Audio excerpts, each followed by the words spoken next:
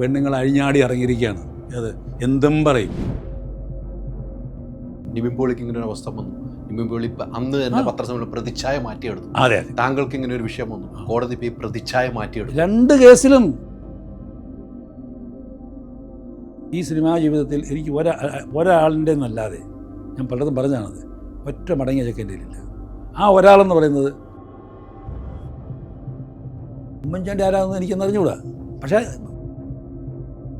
എന്നിപ്പോൾ ഞാൻ കാണുന്നത് കേരളത്തിൻ്റെ മുഖ്യമന്ത്രി എന്താ പറയുക, അടിവസ്ത്രം അണിഞ്ഞ് നിൽക്കുന്ന. എനിക്ക് നിവിനുമായിട്ട് അഭിനയിച്ചുകൊണ്ടിരുന്നപ്പോൾ ലാലേട്ടൻ്റെ പേര് പറയേണ്ട വരും. അല്ല, ഞാൻ മമ്മൂക്കയുടെ പേരും പറയും. ഞാൻ രണ്ടുപേരും ഇത് 2 പേരും അല്ല ഞാൻ ഉദ്ദേശിക്കുന്ന ആൾ. ഞാൻ കണ്ടിട്ടുള്ളതാണ്. ഞാൻ വെറുതെ പറയുന്ന ആളല്ല, അറിയാം നിങ്ങൾക്ക്. എൻ്റെ സുഹൃത്തൊക്കെ തന്നെയാണ്. വേറെ എത്രയോ സന്ദർഭങ്ങളിൽ എൻ്റെ ഈ നേരത്തെ പറഞ്ഞ പോലെ ഒരു വാശിപ്പുറത്തുള്ള പെർഫോമൻസ് ആയതുകൊണ്ട് ഞാൻ അതിനെ മൈൻഡ് ചെയ്യാതെ ചെയ്ത് കഴിഞ്ഞപ്പോഴാണ് വന്നപ്പോഴാണ് ഞാൻ കണ്ടത്. ഇവിടെ ഞാൻ കാത്തിരിക്കുന്നത് 100,000 കണ്ണുകളാണ്. എന്താ ഇതിങ്ങനെ ആകാംക്ഷ. എന്തൊരു ബുദ്ധിമുട്ടാണെന്ന് അറിയാം. അതാണ് ഏറ്റവും ബുദ്ധിമുട്ട്. സോഷ്യൽ മീഡിയയിൽ അണ്ണന്മാർ റെഡിയായിട്ടിരിക്കുക, അവരങ്ങ് വ്യാഖ്യാനിക്കാൻ തുടങ്ങി. പണ്ട് എങ്ങനെ ഇരുന്ന ആളെങ്ങനെ ഇപ്പം കണ്ടില്ലേ അടിച്ചിട്ടിരിക്കുകയാണെന്ന് തോന്നും. ഇതൊക്കെയാണ് ഇവിടുത്തെ രീതികൾ. ഏറ്റവും വലിയ ട്രബിൾ മേക്കേഴ്സ് എന്ന് പറയുന്നത് തിലകനാശാനും രേഖതയൊക്കെയാണ്. മമ്മൂട്ടി തെറ്റിദ്ധരിക്കപ്പെട്ട വ്യക്തിത്വമാണ്. അറിയാതെ പറഞ്ഞു, നിങ്ങൾ എന്തിനാ മിസ്റ്റർ എൻ്റെ ചോര കുടിക്കുന്നത്? എത്ര തവണയാണ് നിങ്ങൾ എന്നെ ഉപദ്രവിച്ചത്? എന്നെ ഏറ്റവും കൂടുതൽ രാഷ്ട്രീയത്തിലേക്ക് പ്രത്യേക സമയത്ത് ക്ഷണിച്ചതും വിളിച്ചതും പ്രേരിപ്പിച്ചതും ഞാൻ ഇവിടെ ഓരോരുത്തർ പാടുപെടുന്ന കാണുമ്പോൾ സ്റ്റേക്ക് ചിരി വരികയാണ്. അദ്ദേഹം എന്നെ വിളിക്കുകയാണ്. 1984 BJPയുടെ ഭാഗത്തുനിന്നും ഭയങ്കരമായ പേർ 1997 സാറിനെ ഞാൻ സ്നേഹപൂർവ്വം തള്ളി മാറ്റി നിർത്തി. ഇത് ഞാൻ അഭിനയിച്ച് കാണിക്കുന്നു. ഞാൻ ഇതിനെപ്പറ്റി ബോധർ ചെയ്യുന്നേയില്ല. എൻ്റെ അപ്പോഴത്തെ രൂപം എന്താണ്, അവൾ ഇനിയും പ്രസവിക്കുമല്ലോ, സാറിൻ്റെ പടം എപ്പോഴും കിട്ടണമെന്നില്ലല്ലോ. അപ്പം ഇങ്ങനെയുള്ള ഭ്രാന്തനാണ്. അപ്പോൾ അയാൾക്കൊരു കുറ്റബോധമാണ്. മോഹൻലാൽ വേണമെന്ന് നിർബന്ധപൂർവ്വം പറഞ്ഞ് ആ പടത്തിലിട്ടത് ഞാനാണ്. ഞാൻ ഒഴിച്ച് ബാക്കി ആർക്കും താല്പര്യമില്ലായിരുന്നു ഓർത്തുന്നു. മോഹൻലാൽ ജീവിച്ചിരിക്കുമ്പോഴാണ് ഞാൻ പറഞ്ഞു കേട്ടത്. Sir, I am basically M A journalist. I am not interested. Phone അങ്ങ് ബാങ്ക് ചെയ്തു. അങ്ങനെ എന്നെ ആരെങ്കിലും നോവിച്ചിട്ടുണ്ടെങ്കിൽ എന്നാണ് എൻ്റെ ഓപ്പറേഷൻ. അയ്യോ, പുള്ളി ചാടി എഴുതി വിളിച്ചു, ഗ്രേറ്റ്, ദിസ് ഇസ് ഇറ്റ് എന്ന് മറ്റൊരു പറയാം. ഇതാണ് people like him should see the film. What you want to do? Should I sit like this? Should I take the phone? Should I light a cigarette? പുള്ളി മോഡലാവുന്നു. Complete സഹകരിച്ചൊരു interview എടുത്ത് 3 issue അടിച്ച് ഞാനൊക്കെ ഉമ്മൻചാണ്ടി അമ്മയുടെ അടുത്ത് സംസാരിച്ചുകൊണ്ട് ദൃശ്യം എനിക്ക് ഇപ്പോഴും ഓർമ്മയുണ്ട്. എനിക്ക് വരുന്നുണ്ട്. അതാണ് എനിക്ക് ആദ്യയുടെ പരിചയം. Ultimately guilty will be punished. നമസ്കാരം. ഞാൻ ഇന്നലെ ആയിരുന്നു പ്രതിച്ഛായ സിനിമ കണ്ടത്. പ്രതിച്ഛായ സിനിമയ്ക്ക് മുമ്പ് തന്നെ ഞാൻ ബാലചന്ദ്രൻ സാറിനെ വിളിച്ചിരുന്നു, എനിക്കൊരു അഭിമുഖം വേണം. പക്ഷേ ഇന്നലെ കണ്ടു കഴിഞ്ഞപ്പോൾ അത് നിർബന്ധമായിട്ട് എനിക്ക് വേണമെന്ന് വാശിയോടുകൂടി തന്നെ വിളിച്ചിരുന്നു. പക്ഷേ സമയം അനുവദിച്ചിരിക്കും. ഒത്തിരി നന്ദി. ആ സമയത്തിൻ്റെ വില എനിക്ക് മനസ്സിലാക്കുന്നു. ഇന്നലെയാണ് സിനിമ കണ്ടത്. ഞാൻ ഇന്നലെ ഒരു റിവ്യൂ ചെയ്തിരുന്നു. സാറിൻ്റെ അഭിനയമാണ് ഞാൻ ചെയ്തത്. സിനിമയ്ക്കപ്പുറം സാറിൻ്റെ അഭിനയമാണ് ചെയ്തത്. പ്രതിച്ഛായ, സാറിൻ്റെ പ്രതിച്ഛായയ്ക്ക് എത്രമാത്രം മാറ്റം വന്നിട്ടുണ്ട്? അങ്ങനെ എൻ്റെ ഈ സിനിമയായിട്ട് ഒരു മാറ്റം വരുത്തേണ്ട കാര്യമുണ്ടെന്ന് എനിക്ക് തോന്നുന്നില്ല. കാരണം സിനിമയിൽ ഇന്നും ഞാൻ ചെയ്ത എല്ലാ സിനിമകളിലും ഐ ഷുഡ് സേ ഒരു മോട്ടിവേറ്റഡ് ആയിരുന്നു എൻ്റെ പ്രവൃത്തി മൊത്തം. അപ്പോൾ ബാലേന്ദ്രമേനോൻ ഇത് ചെയ്യും, ബാലേന്ദ്രമേനോൻ ഇത് ചെയ്യില്ല എന്നൊരു ധാരണ അവർക്ക് ഞാൻ നേരത്തെ കൊടുത്തിട്ടുണ്ട്. അതൊരു പക്ഷേ സിനിമയുടെ ക്രിയാത്മകമായിട്ടുള്ള സാഹസികമായ പ്രവൃത്തികളിൽ ഒരു തടസ്സമായിട്ട് നിന്നേക്കാം. എങ്കിലും എൻ്റെ ഓഡിയൻസിന് ഞാൻ കൊടുക്കുന്ന ഒരു വിശ്വാസമാണ്.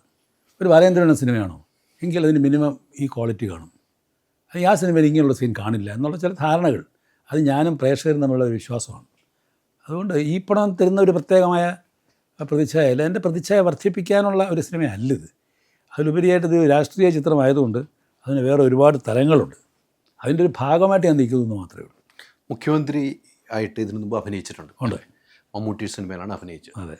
ഈ മുഖ്യമന്ത്രി ഉമ്മൻചാണ്ടിയുടെ ഒരു ഇറക്കെ പിടിച്ചിങ്ങനെ പോകുന്നു എന്ന് പറയപ്പെടുന്നു. എനിക്കങ്ങനെ ഫീൽ ചെയ്തു. ഞാൻ ഒരു മീഡിയ പ്രവർത്തകനായിരുന്നു, ഉമ്മൻചാണ്ടിയുടെ കൂടെ യാത്ര ചെയ്തിട്ടുള്ളതാണ് എന്ന് പറയപ്പെടുന്നു. എനിക്കതാണ് ഫീൽ ചെയ്തത്. അത് എത്രമാത്രം സാറിനോട് കഥ പറയുമ്പോൾ ഇത് ഉമ്മൻചാണ്ടിയുമായിട്ടൊരു സാമ്യമുള്ളൊരു കഥയാണ് എന്ന് ബി ഉണ്ണികൃഷ്ണൻ സംവിധായകൻ പറഞ്ഞു. അതിലൊന്നും യാതൊരു രീതിയിലുള്ള സീക്രസി ഇല്ല. ഇപ്പം എന്നെ സംബന്ധിച്ച് ഞാൻ പറയട്ടെ, ഉണ്ണികൃഷ്ണൻ എൻ്റെ എത്രാമത്തെ പടമാണെന്ന് എനിക്കറിയില്ല.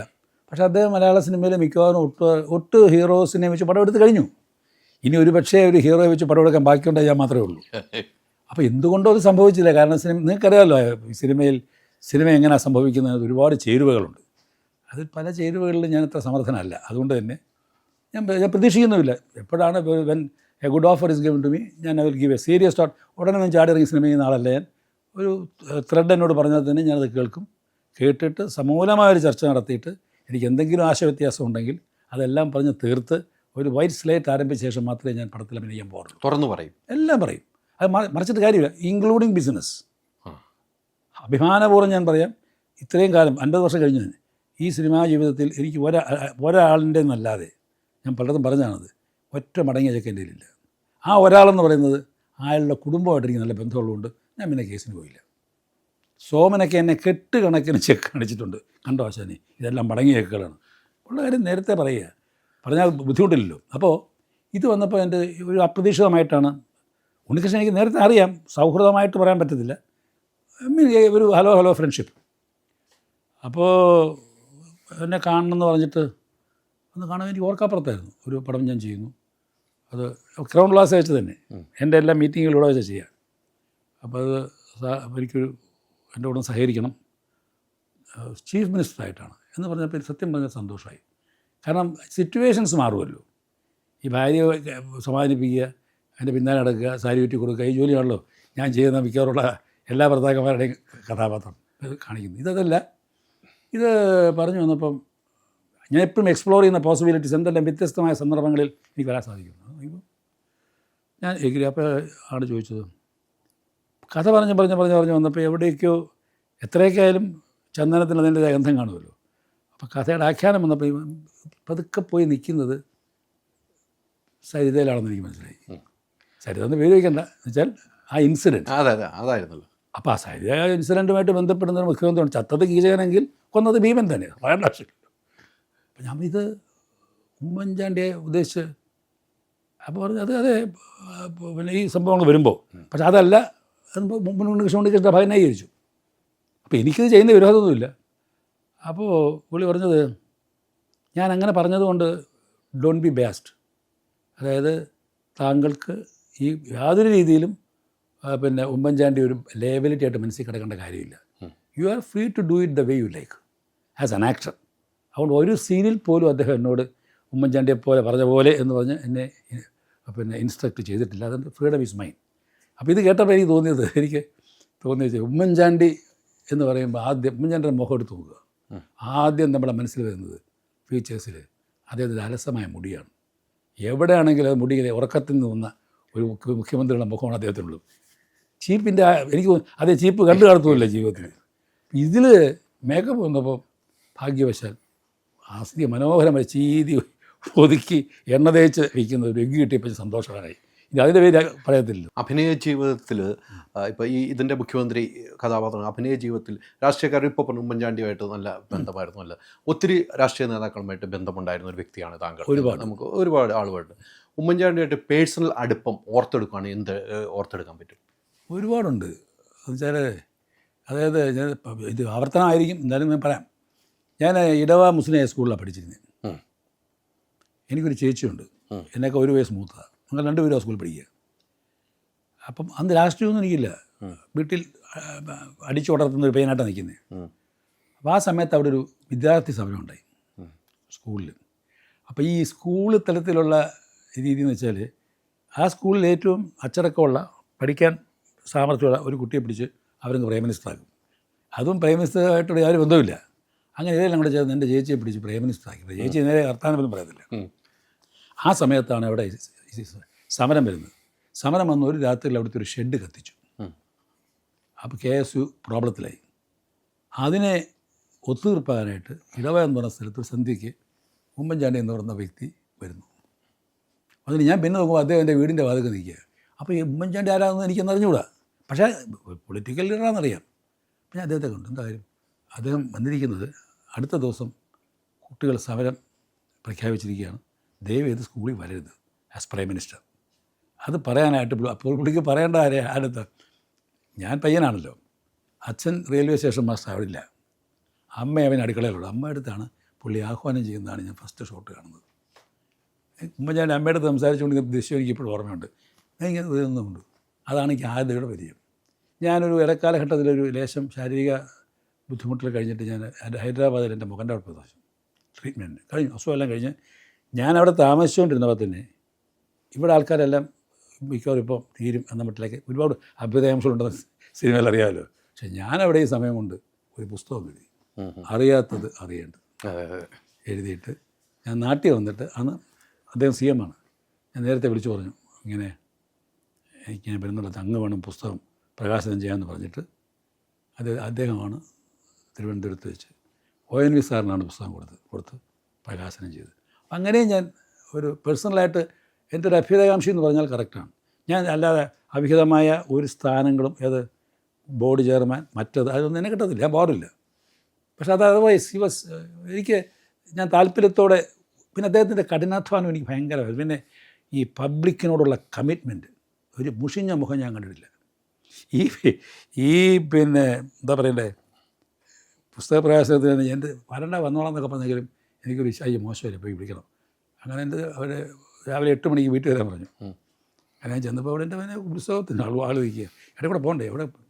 അപ്പോൾ അതിന് കൂടെ നിന്ന ആൾ പറഞ്ഞു, സാർ ഒരു കാര്യം ചെയ്യാം, ഇതേ നോക്കണ്ട സാർ. ഞാൻ പറഞ്ഞു വെച്ചു, സാർ ഈ വഴി പോയി താഴെ കൂടെ പോയാലേ ഗുഹയിൽ പോകുന്ന വഴി നമുക്ക് പടികൾ കയറി. ഞാൻ റെഡി കിട്ടിയതും ഓടി ചാടിപ്പോയി. ഞാൻ കയറി ബെഡ്റൂമിൽ ചെന്നപ്പോൾ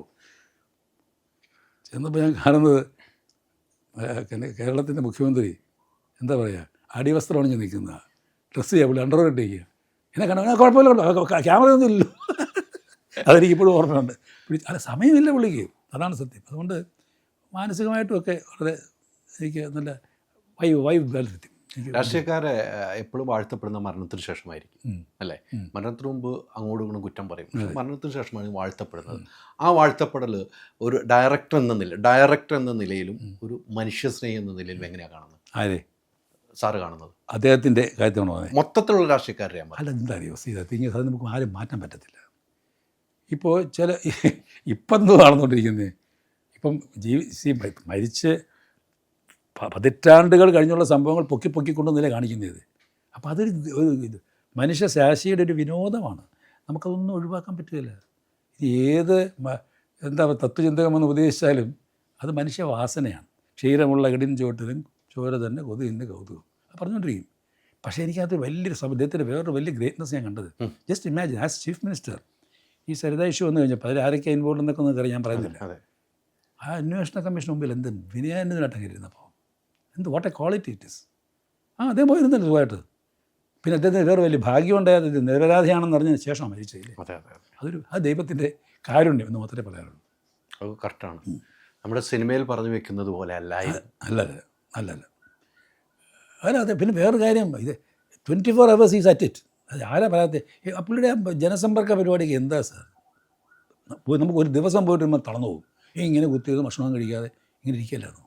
അതാണല്ലോ അദ്ദേഹത്തിൻ്റെ മരണശേഷം കണ്ട ജനപ്രവാഹം. അയ്യോ അത് അവിടെ നമ്മുടെ ജനത്തോട് ബഹുമാനം എനിക്ക്.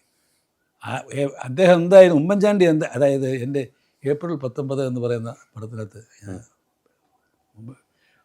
ഒരു ഡയലോഗ് എഴുതുകയാണ്, ഒരു മനുഷ്യൻ്റെ മഹത്വം എന്ന് പറയുന്നത് അവൻ്റെ മരണത്തിൽ പങ്കെടുക്കുന്ന വ്യക്തികളുടെ സ്വഭാവമാണ്. ഒരാൾ മരിച്ചു, ആ മരണത്തിൽ കാണിക്കുന്ന എന്താ പറയുന്ന ഒരു പങ്കാളിത്തം ഉണ്ടല്ലോ സമൂഹത്തിൻ്റെ, ആ റേഞ്ച് നോക്കിയാൽ അറിയാൻ ഇവൻ എന്തായിരുന്നു സാധനമുള്ളതായിരുന്നു. Nobody can beat him. അച്ഛനും മോനുമുള്ള ഒരു ആത്മബന്ധമാണ് ഈ സിനിമയിൽ കൂടുതലും പറഞ്ഞു പോകുന്നല്ലേ. നിവിൻ പോളിയാണ്. അച്ഛനും മോനുമായുള്ള ആത്മബന്ധത്തിൽ പല സീനുകളും കാണുമ്പോൾ നമുക്ക് തന്നെ ചില സ്ഥലങ്ങളിൽ കണ്ണ് നനയുന്നുണ്ട്, ചില സമയത്ത് നമുക്ക് സന്തോഷം വരുന്നുണ്ട്. ഇങ്ങനെ ആയിരിക്കണം അച്ഛനും മകനെന്ന് തോന്നുന്നുണ്ട്. അങ്ങനെ ആ ഷൂട്ടിംഗ് സമയത്ത് സാറിന് തോന്നിയ ഒരു ഇമോഷൻ എന്തായിരിക്കും? ആരുമായിട്ട്? നിവിനുമായിട്ട്, അച്ഛനും മോനെന്ന നിലയിൽ. ആ സിനിമയിലെ കഥാപാത്രമാണ് ഞാൻ ചോദിക്കുന്നത്. അതെ, ഞാൻ പറഞ്ഞാൽ ചിരിക്കും. ഈ എന്നെ സംബന്ധിച്ച് ഞാൻ അഭിനയിക്കുമ്പം അഭിനയം മാത്രമാണ്. ഇപ്പം ഞാൻ നിവിൻ്റെ ഓപ്പോസിറ്റ് ഇരുന്ന് അച്ഛനായിട്ട് അഭിനയിക്കുമ്പോഴും ഞാൻ അച്ഛനാകുന്നില്ല.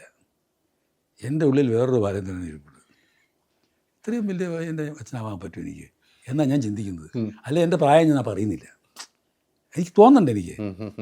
എനിക്ക് അഭിനയിക്കുകയാണ് അവിടെ അഭിനയം. അപ്പോൾ അഭിനയിക്കുമ്പോൾ നമ്മൾ ചെയ്യുന്നത് എന്താണ്, നമ്മുടെ ജീവിതത്തിലെ സന്ദർഭത്തെ മനസ്സിൽ കണ്ടുകൊണ്ട് അതിൽ അഭിരമിച്ചാണ് നമ്മൾ ആക്ഷൻ കാണിക്കുന്നത് അല്ലേ. അപ്പോൾ എൻ്റെ ഭാര്യ പറഞ്ഞത്, ഈ സിനിമ കണ്ടാൽ പറഞ്ഞത്, ഞാൻ ആ സിനിമ കണ്ടിട്ടില്ല ഇതുവരെ കേട്ടോ, കാണാൻ പോകുന്നേ ഉള്ളൂ. അതായത് ഞാനും പിന്നീട് നിവിനുമായിട്ടുള്ള സീൻസ് ഞങ്ങളുടെ ഒരു മാത്രമുള്ള സീൻസ് കണ്ടുകൊണ്ടിരുന്നപ്പം she thought of my son. എൻ്റെ മകൻ എൻ്റെ മുമ്പിൽ നിൽക്കുന്ന ഓർമ്മ വരുന്ന അവർക്ക്. അങ്ങനെ ഐഡൻറ്റിഫൈ ചെയ്യുന്ന ആൾക്കാർ. നിവിനെ കാണുമ്പോൾ ഓർക്കുന്ന അവൾക്ക് അവളുടെ മകനെയാണെന്ന് പറയുന്ന പോലെ കാണുകയല്ലാതെ എനിക്ക് നിവിനുമായിട്ട് അഭിനയിച്ചുകൊണ്ടിരുന്നപ്പോൾ ഒരു മകൻ എന്നുള്ള ഫീലിംഗ് ഒന്നും എനിക്ക് വന്നിട്ടില്ല. അങ്ങനെ തോന്നുകയില്ല എനിക്ക് ഒന്നിനും. അങ്ങനെ ഒരു ഭാര്യയായിട്ട് അഭിനയിക്കുന്ന ഒരാളൊന്നും എന്ത് ചെയ്യാൻ പറ്റും? ഭാര്യയായിട്ട് തോന്നുന്നു അഭിനയിക്കുകയില്ലേ നമ്മൾ, അല്ലാതെ അല്ല. പിന്നെ വേണ്ടത് മകനുള്ള എന്തെങ്കിലും സാദൃശ്യം, രൂപത്തിനോ അല്ലെ ക്വാളിറ്റീസ്. ഒരു ചിത്രകാരനായിരുന്നു മകൻ, ഇയാൾ മകനാണ്, അങ്ങനെയൊക്കെ വന്നു കഴിഞ്ഞാൽ ഉണ്ടാകുക എന്നുള്ളതല്ലാതെ എനിക്ക് Nivin is a friend of mine. Even I have no problem to പിന്നെ എന്താ പറയുക, relate in any situation with Nivin. അപ്പം നിവിൻ വളരെ ടോക്കറ്റീവ് അല്ല. നമ്മൾ ആദ്യം ഒന്ന് കുത്തി നോക്കും, അപ്പോൾ റെസ്പോൺസിലെ ഉതിരിക്കാൻ പോകത്തില്ലേ. ഈസ് എ വെരി ക്വയറ്റ് ഗൈ. എൻ്റെ നോട്ടത്തിൽ ഞാൻ ആദ്യം വർക്ക് ചെയ്യുന്ന പടമല്ലേ, സംസാരപ്രിയനാണെന്ന് തോന്നിയിട്ടില്ല എനിക്ക്. തോന്നിയിട്ടില്ല. ഇല്ല, എനിക്ക് മെസ്സേജൊക്കെ അയക്കണം. അല്ല മോശമെന്നല്ല, അല്ല തോന്നിയിട്ടില്ല, അല്ല മോശമെന്നല്ല. ചിലർ വന്നു കഴിഞ്ഞാൽ അങ്ങ് അടുക്കുമല്ലോ. ഇത് ടച്ച് മീ നോട്ടെന്ന മട്ടിൽ പുള്ളി നിൽക്കും. ബഹുമാനമാകാം, ആവാം. നമ്മുടെ ഇത്ര അല്ലെങ്കിൽ വേണ്ട സാറേ സുഖമാണോന്നൊന്നും ചോദിക്കില്ല. സുഖമാണോ ചോദിക്കണം എന്നെല്ലാം പറഞ്ഞേ പുള്ളി. അപ്പം ഇന്ന് ഉണ്ണികൃഷ്ണൻ പറഞ്ഞ കറക്റ്റാണ്. ഞാനും സെറ്റ് വന്നു കഴിഞ്ഞാൽ എൻ്റെ ഷോട്ട് കഴിഞ്ഞാൽ അപ്പം ആകെ ഞാൻ പോയിരിക്കും. ഞാൻ ഈ കൂട്ടത്തിൽ ഇരുന്നേച്ച് ദൂഷിപ്പിക്കാമെന്ന് ഞാൻ ബോധിക്കും. ഇഷ്ടമല്ല, സമയമല്ല വന്നത്. അപ്പം നമ്മൾ ഇത് കഴിയുമ്പോൾ ഗ്യാപ്പിലാണ് വേറെ ഒന്നും ആലോചിക്കുന്നത്. അതുകൊണ്ട് ഐ എം ഓക്കെ വിത്ത് കേട്ടോ. ഹീസ് ഓക്കെ നൈസ്, അതിലൊന്നും കുഴപ്പമൊന്നുമില്ല. എന്നെ സംബന്ധിച്ചിടത്തോളം എനിക്ക് കണ്ടു നിറഞ്ഞ കുറേ ഭാഗങ്ങളുണ്ട്. ഞാൻ ഇന്നലെ ഫോൺ ചെയ്ത് പറഞ്ഞു. അതിൽ ഏറ്റവും എനിക്ക് കണ്ടു നിറഞ്ഞത് മരണം ഉണ്ടാകുന്നതിന് മുമ്പുള്ള ഒരു സീക്വൻസാണ് വീട്ടിൽ. പക്ഷെ നമ്മൾ എല്ലാം തുറന്നു പറയാൻ പറ്റാത്തൊരു സിനിമ കാണാൻ ആളുകളുണ്ട്. അത് കണ്ടവർക്കറിയാം. വല്യപ്പനും കൊച്ചുമോളുമായിട്ടുള്ള സീൻ. ആ സീൻ സാറ് അഭിനയിക്കുകയായിരുന്നു എന്ന് അഭിനയിച്ചിട്ട് അത് ഫലിപ്പിക്കുകയാണ്. ഞങ്ങളെ കണ്ണുകൾ നിറയിപ്പിച്ച ഒരു സീനാണ്. എനിക്ക് പേഴ്സണലി ഭയങ്കരമായിട്ട് കണ്ണു നിറഞ്ഞ ഒരു സീനായിരുന്നു. ആ ഒരു സീൻ എടുക്കുമ്പോൾ ഇപ്പം നേരത്തെ കൊണ്ട് അഭിനയിക്കുകയാണെന്ന് പറഞ്ഞെങ്കിലും പക്ഷെ അതല്ല, അതിനപ്പുറത്തേക്ക് ഒരു ഇമോഷൻ ആ സിനിമയിലുണ്ട്. അത് ഞാൻ എങ്ങനെയാണ് ഇതിൽ പറയുന്നത്? ഇറ്റ് സോ ഹാപ്പൻസ് ബിക്കോസ് ഇപ്പോൾ ഞാൻ ആസ് എൻ ആക്ടർ, ഇപ്പോൾ ഞാൻ ഡയറക്ടർ, ആസ് എൻ ആക്ടർ പറഞ്ഞാൽ ഇപ്പോൾ the director gives me A situation. ഒരു കാര്യം പറഞ്ഞു, ഇന്നതാണ് സാർ, ഇതാണ് സന്ദർഭം, എന്ത് വേണേ ആയിക്കോട്ടെ, സാറിൻ്റെ ഈ സമയത്തുള്ള സാറിൻ്റെ ഈ പ്രതികരണമാണ് എനിക്ക് വേണ്ടത് എന്ന് പറഞ്ഞു കഴിഞ്ഞാൽ ഞാൻ നോക്കുന്നത് as A student of cinema. എനിക്ക് ഇപ്പോൾ സെറ്റാണ്, ഈ സെറ്റിലാണ് ഇരിക്കുന്നതെങ്കിൽ എനിക്ക് തന്നിട്ടുള്ള സിറ്റുവേഷൻ ആദ്യം മനസ്സിലാക്കുക, എൻ്റെ ചുറ്റുമുള്ള പ്രോപ്പർട്ടീസ് കാണുക, എന്തൊക്കെ ഒരുപാട് കാണാമല്ലോ, മേശ കാണും, മറ്റു കാണും, അവിടെ ഒരു കുപ്പിയിരിക്കും, അങ്ങനെ പലതും കാണും. ഈ ഇരിക്കുന്ന ഇതിനെല്ലാം എങ്ങനെ എനിക്ക് ഇതിലേക്ക് ഒന്ന് അസിമുലേറ്റ് ചെയ്യാൻ സാധിക്കും? അത് ദാറ്റ്സ് ഒരു ജോമെട്രിയാണത്. നമ്മൾ അഭിനയിക്കുന്നതിൻ്റെ ഒരു ജോമെട്രിയാണ്. എന്തിനതിനെ ഉപയോഗിക്കണം? നമ്മുടെ ഇവിടെ സംഭവിക്കുന്ന എല്ലാവരും വന്നിരുന്ന മുഖം കാണിച്ച് അഭിനയിച്ചുകൊണ്ടിരിക്കുക, അതല്ല. ആ ചുറ്റുവട്ടത്തിലുള്ള എന്തെല്ലാം കാര്യങ്ങളുണ്ടോ അതിനെല്ലാം സ്വാംശീകരിച്ച് നമ്മുടെ ആ സീനിലേക്ക് കൊണ്ടുവരാൻ സാധിക്കണം. അതാണ് എൻ്റെ ഭംഗി. അത് കഴിഞ്ഞ് പറയേണ്ട ഡയലോഗും പറയണം. അപ്പം അതുകൊണ്ട് ഞാനത് എൻജോയ് ചെയ്താൽ ചെയ്യുന്നത്. ഇപ്പം അത് ഈ കാര്യത്തിൽ ഞാൻ എടുത്തു പറയണം, ഞാനീ പറഞ്ഞ പ്രത്യയശാസ്ത്ര പ്രകാരമുള്ള അഭിനയ ശൈലി ഞാൻ മലയാള സിനിമയിൽ എൻ്റെ ഇതുവരെയുള്ള ജീവിതത്തിൽ ഗംഭീരമായിട്ട് ചെയ്യുന്ന ഒരേ ഒരു നടനെ കണ്ടിട്ടുള്ളൂ. ആരായിരിക്കും? എനിക്ക് ഗസ്, എൻ്റെ അനുഭവത്തിൽ. ഞാൻ ഡയറക്ടർ മനസ്സിലാക്കാൻ പറ്റത്തില്ലോ. ആരായിരിക്കും? എൻ്റെ ഒരു കാഴ്ചപ്പാടിൽ എനിക്ക് ലാലേട്ടൻ്റെ പേര് പറയേണ്ടി വരും. അല്ല, ഞാൻ മമ്മൂക്കയുടെ പേരും പറയും. ഞാൻ രണ്ടുപേരും ഇത് രണ്ടുപേരുമല്ല ഞാൻ ഉദ്ദേശിക്കുന്ന ആൾ. ഞാൻ കണ്ടിട്ടുള്ളതാണ് ജഗതി ശ്രീകുമാർ. അതായത് നമ്മൾ പോലും ആസ് എ ഡയറക്ടർ ശ്രദ്ധിക്കാതെ വയ്ക്കുന്ന ഒരു മൂല ഒരു ചൂലുണ്ടെങ്കിൽ ആ ചൂല് അവൻ എടുത്തിരിക്കും. കാരണം എടുത്ത് അതിനെ ഉപയോഗിക്കും പുള്ളി. വേറെ വല്ലഭന് പുല്ലുമായതെന്ന് പറഞ്ഞ കണക്കാണ്. എന്ത് കിട്ടിയാലും അതിന് ടൈമിംഗ് എല്ലാം കൊടുത്ത് അസാധാരണമായ ടൈമിങ്ങാണ് ജഗതിക്ക്. ഞാൻ വെറുതെ പറയുന്ന ആളിൽ അറിയാമോ നിങ്ങൾക്ക്? എൻ്റെ സുഹൃത്തൊക്കെ തന്നെയാണ്. വേറെ എത്രയോ സന്ദർഭങ്ങളിൽ ഒരിക്കൽ ആരും ചോദിച്ചു ഒരുമിച്ച് അഭിനയിക്കാൻ താല്പര്യമുള്ള നമ്മുടെ ഏറ്റവും ഒന്ന് എനിക്ക് ജഗതി ശ്രീകുമാറായിരുന്നു. കാരണം നമ്മൾ വർത്തമാനം പറയുന്ന ഒരു ഡയലോഗിനെ കൗണ്ടർ പറയുന്നിടയ്ക്ക് നമുക്ക് അഭിനയിക്കാനുള്ള പ്രേരണ തരുന്ന ചില നീക്കങ്ങൾ അദ്ദേഹത്തിൻ്റെ ഭാഗത്തുനിന്നുണ്ടാവും. മറ്റതൊരു വുഡൻ പീസിൻ്റെ മുമ്പിൽ സംസാരിക്കുന്നവരിരിക്കും. സോ അതാണ് എനിക്ക് ധാരാളം. അപ്പോൾ അതുകൊണ്ട് ഞാൻ ചോദിച്ചത് ഉത്തരം പറഞ്ഞത്, ഇത് ഈ നമ്മൾ ഇത് അഭിനയിച്ചുകൊണ്ടിരുന്നപ്പോൾ ഓർത്തോന്ന് ചോദിച്ചാൽ അതൊന്നും എന്നെ ബാധിക്കുന്നില്ല. ഞാൻ ആ മാത്തമാറ്റിക്സിൻ്റെ പറയാൻ പോകും, അതിൽ എൻജോയ് ചെയ്യുകയും ചെയ്യും. ഇത് മാത്രമല്ല എനിക്കതിൻ്റെ അത് ഞാനൊരു ഡയറക്ടറായതുകൊണ്ട് പറയുകയാണ്. എൻ്റെ എത്രയോ പടങ്ങളിൽ ക്യാമറ ആയിട്ട് വർക്ക് ചെയ്തതാണ് വിപിൻ മോഹൻ. ഞങ്ങൾ ഒരുപാട് പടങ്ങൾ ചെയ്തു. അപ്പം ഞങ്ങളുടെ ഒരു ടീം ഒരു ശീലമായി കഴിഞ്ഞപ്പോൾ വിപിൻ ക്യാമറ വർക്ക് ചെയ്യുമ്പോൾ എനിക്കറിയാം, ഞാൻ അഭിനയിക്കുന്ന സമയത്ത് എൻ്റെ മുഖത്ത് വരുന്ന ഭാവങ്ങളുടെ പ്രതികരണം വിപിൻ്റെ മുഖത്ത് വരും. അതെൻ്റെ ഒരു അദൃശ്യമായ കണ്ണിൽ കൂടെ നോക്കുമ്പോൾ കോമഡിയാണെങ്കിൽ ചിരി വരും, ടെൻഷനാണെങ്കിൽ സീരിയസ്, അതെല്ലാം ഈ ക്യാമറയിൽ പാതി മറിഞ്ഞ് നിൽക്കുന്ന മുഖത്ത് ഞാൻ കണ്ടിട്ടുണ്ട്. അപ്പോൾ അത് കണ്ടുകൊണ്ട് അഭിനയിക്കണമെങ്കിൽ അതാണ് എൻ്റെ ബുദ്ധിമുട്ട്, അതാണ് എൻ്റെ ശീലം. ഞാനൊരു തിയററ്റിക് അതെ അതെ അതെ അത് എൻജോയ് ചെയ്ത് ഞാൻ ചെയ്യുന്നത്. അല്ലാതെ എനിക്ക് പിന്നെ ഞാൻ വേറൊരു കാര്യമുള്ളത് ഞാൻ പറയാം. ഈ എതിരെ അഭിനയിക്കുന്ന ആൾ എന്ന് പറയുന്ന ആൾ സർവകലാവല്ലഭനാണെന്നൊക്കെ പറഞ്ഞു വന്നാലും നേരത്തെ നമ്മളോടൊരു ധാരണ തരണം. അല്ലാതെ പിന്നെ അതെന്തെങ്കിലും ഇത് പറ്റുമോ നമുക്ക്? ആരായും തരണമല്ലോ. എന്താ ചെയ്യാൻ പോകുന്നത് ഇതാണ്, ബാക്കിയൊക്കെ ചെയ്തോ. ഡയറക്ടർ അനുവദിക്കുന്ന ഫ്രെയിമിൽ വെച്ച് എന്ത് വേണേൽ ചെയ്തോളൂ. അവിടെ ഒന്നും ഇല്ലാത്തൊരു സാധനം പെട്ടെന്ന് കാണിച്ചു കഴിഞ്ഞാൽ യു ആർ കട്ട് അവേസ്, പറ്റത്തില്ല. അത് പറയും. അത് അഭിനയത്തിൻ്റെ ബേസിക് ഡിസിപ്ലിനാണല്ലോ. അത് പ്രത്യേകം പറയേണ്ട കാര്യമൊന്നുമില്ല. ഒരു കലയാണിത്. പിന്നെ ഇത് നമ്മൾ കീറി മുറിച്ച് പറയുന്നു, പണ്ടുള്ള ആൾക്കാരൊക്കെ എങ്ങനെ അഭിനയിച്ചിരുന്നത് എന്ന് പറയുന്ന പോലെ ശരിക്കും മനസ്സിൽ തട്ടി അഭിനയിക്കുക എന്ന് പറഞ്ഞു കഴിഞ്ഞാൽ അതിന് വേറൊരു വിഷയമാണിത്. ഒരുപാട് അനുഭവങ്ങൾ വേണം. അനുഭവമില്ലാത്ത ആൾക്കൊന്നും അഭിനയിക്കാൻ പറ്റില്ല. അല്ല, ഇത് പറഞ്ഞപ്പോൾ ജഗദീശേട്ടൻ്റെ കാര്യം, ജഗദീശേട്ടൻ്റെ ആ ഒരു ഇല്ലായ്മ നികത്താൻ ഇന്ന് വരെ ഇല്ല. എൻ്റെ 50-ാം വർഷം തിരുവനന്തപുരത്ത് ഞങ്ങൾ ആഘോഷിക്കുകയുണ്ടായി. അന്ന് ഞാൻ ചീഫ് ഗസ്റ്റായിട്ട് വിളിച്ചത് സത്യം പറഞ്ഞാൽ ജഗതിയാണ്. ജഗതി വരികയും ചെയ്തു. സ്റ്റേജിൽ നിന്നിങ്ങനെ വളരെ വിഷമം തോന്നി. വർത്താനം ഇങ്ങനെ പുള്ളി പറയുന്നത് നമ്മൾ പറയുന്നത് മനസ്സിലാക്കുന്നു. അങ്ങനെ ഇരിക്കും പുള്ളി. He sitting with determination. അവിടെ ഒരാൾ പൊക്കുന്നത് വരെ പുള്ളി തുടങ്ങിയിരുന്നു. ആൻഡ് ഹീസ് പ്രസൻറ്റബിൾ, അല്ല വൃത്തിയായി ഡ്രസ്സ് ചെയ്ത്. ഒരു രോഗാവസ്ഥയുള്ള ആണെന്ന് തോന്നത്തില്ല ദൂരെ നിന്ന് കണ്ടാൽ. അങ്ങനെ ഇരിക്കും. ഒരാളെ സഹായം വേണം. അത് പറയാം. ഞാൻ എങ്ങനെയോ പറഞ്ഞാട്ടെ, നമ്മുടെ വിഷയമല്ല എങ്കിലും അറിയാതെ I am paying a tribute to him നേരത്തെ മതി. അല്ല, തീർച്ചയായിട്ടും അത് പറഞ്ഞു പോയപ്പോൾ ഞാനതാ ജഗദീശേട്ടന് പകരം വേറെ ജഗദീശേട്ടൻ ഇന്നുവരെ ഉണ്ടായിട്ടില്ല, ഇനി ഉണ്ടാകാനും പോയി. വളരെ ഉറപ്പായിട്ടും. ഈ സിനിമയിലേക്ക് നമ്മൾ തിരിച്ചു വരുമ്പം ഈ വി ഉണ്ണികൃഷ്ണനുമായിട്ട് പ്രവർത്തിച്ച ഒരു അനുഭവം ഉണ്ടാവുമല്ലോ.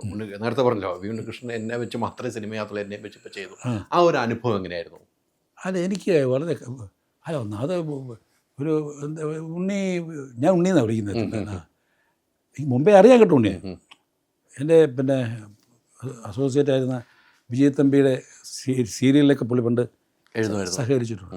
ഈ സാധാരണ സിനിമാക്കാരുടെ ഒരുപാട് പ്രശ്നങ്ങൾ എനിക്കില്ലതാണ്. ഞാൻ സെറ്റിൽ ചെന്ന് കഴിഞ്ഞാൽ എനിക്കൊരു പ്രൈവസി വേണം. അതില്ല പറ്റത്തില്ല. പണ്ടത്തെ കണക്കല്ല, ഇപ്പം കിട്ടിയേ പറ്റുള്ളൂ. അപ്പോൾ നമ്മൾ നമ്മുടെ ക്യാരവാനിലിരിക്കും, നേരത്തെ കറക്റ്റ് സമയത്തെത്തുക അത് ബന്ധമാണ്. നേരത്തെ ചോദിച്ചിട്ട് പോകും. ചെന്ന് കഴിഞ്ഞാൽ നമ്മളെ ഷോട്ടിന് വിളിക്കും. ഒന്ന് അസിസ്റ്റൻ്റ് ഡയറക്ടർ വരും, ഡയലോഗ് പറഞ്ഞു തന്നു കഴിഞ്ഞാൽ നമ്മൾ റെഡിയാണ്. സെറ്റിൽ ചെല്ലും. അപ്പം സെറ്റിൽ ചെല്ലുമ്പോഴല്ലാതെ ഞാൻ ഡയറക്ടറെ കാണാറില്ല. അത് ഡയറക്ടർ എതിരെ വന്നാൽ കാണും. അല്ലാതെ ഞാൻ ഡയറക്ടറെ അടുത്ത് പോയിട്ട് ഞാൻ വന്നു അത് ആ പരിധി ഒന്നും അറിഞ്ഞുകൂടാ.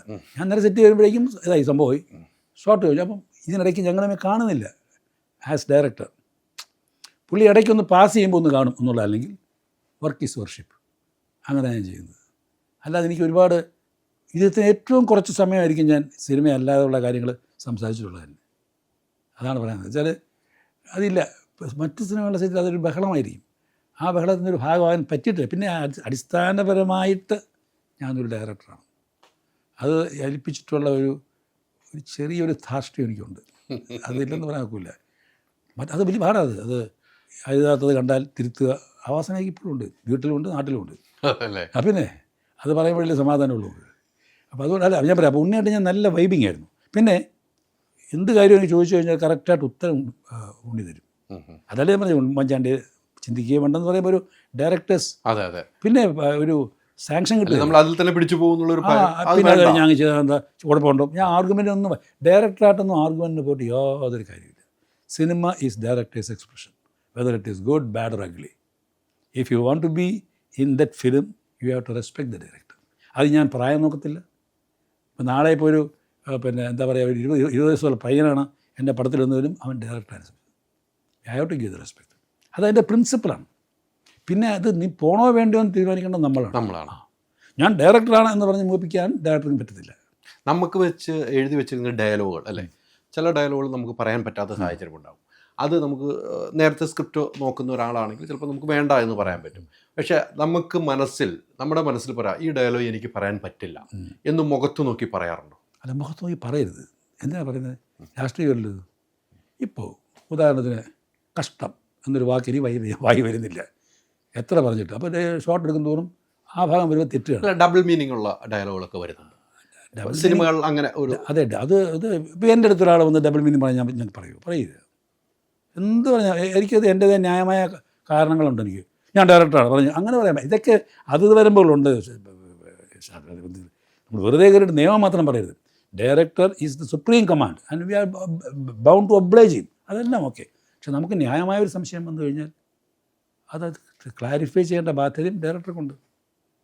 ഡയറക്ടർ വലിയ കഴിവതല്ലേ, അതാ വേണ്ട സാർ, അത് ഇന്നതാണ് എന്ന് പറഞ്ഞാൽ നമ്മൾ കേട്ടേക്കണം.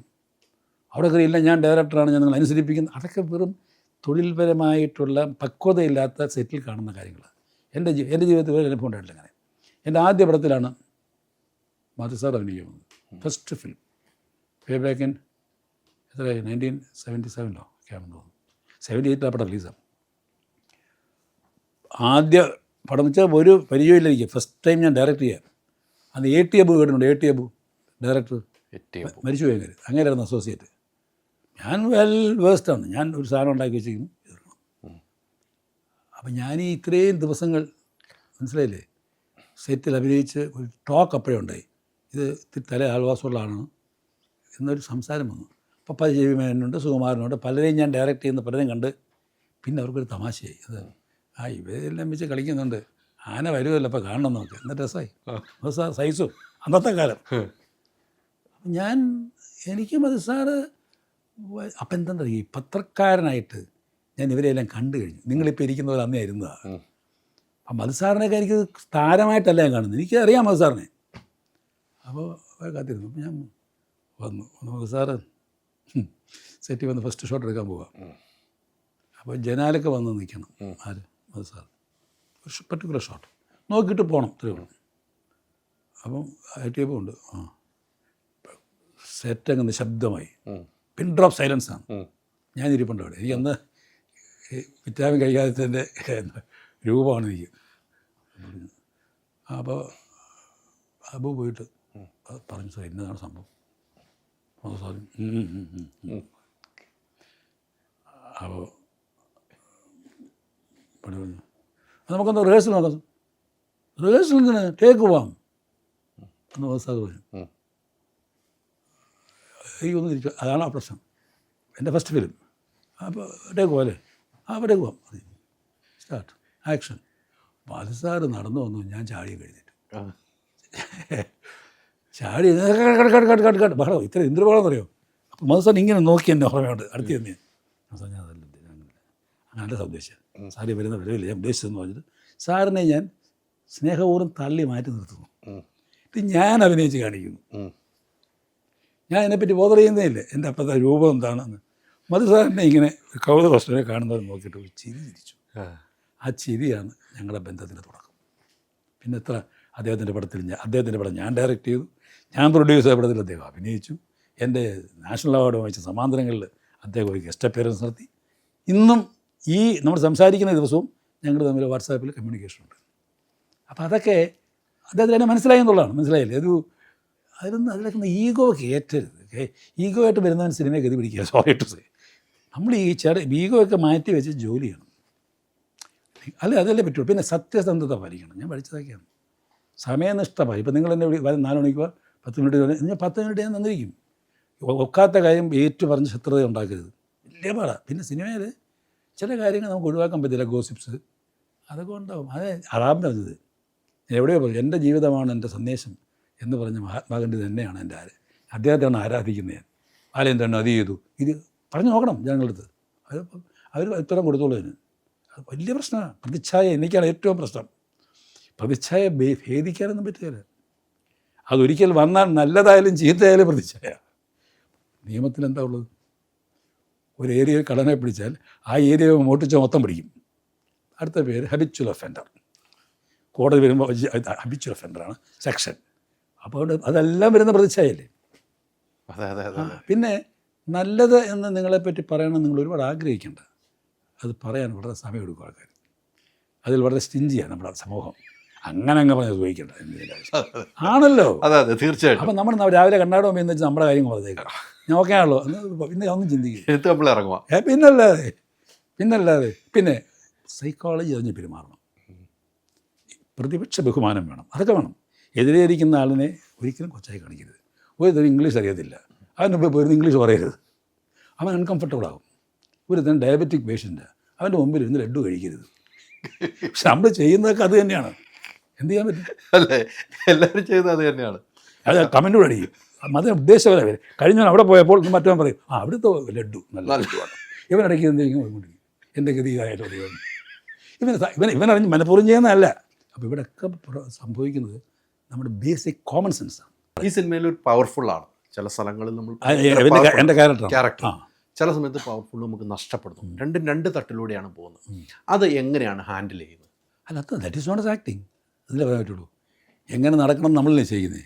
ഇപ്പം നമ്മൾ ഒരു മുറിയിലേക്ക് കയറി വരുന്നു, ഒരു പോലീസ് ഇൻസ്പെക്ടറായിട്ട് ഞാൻ വരുന്നതും അസുഖം പിടിച്ച് കിടന്നൊരുത്ത് എഴുതി വരുന്നതും വ്യത്യാസമില്ലേ?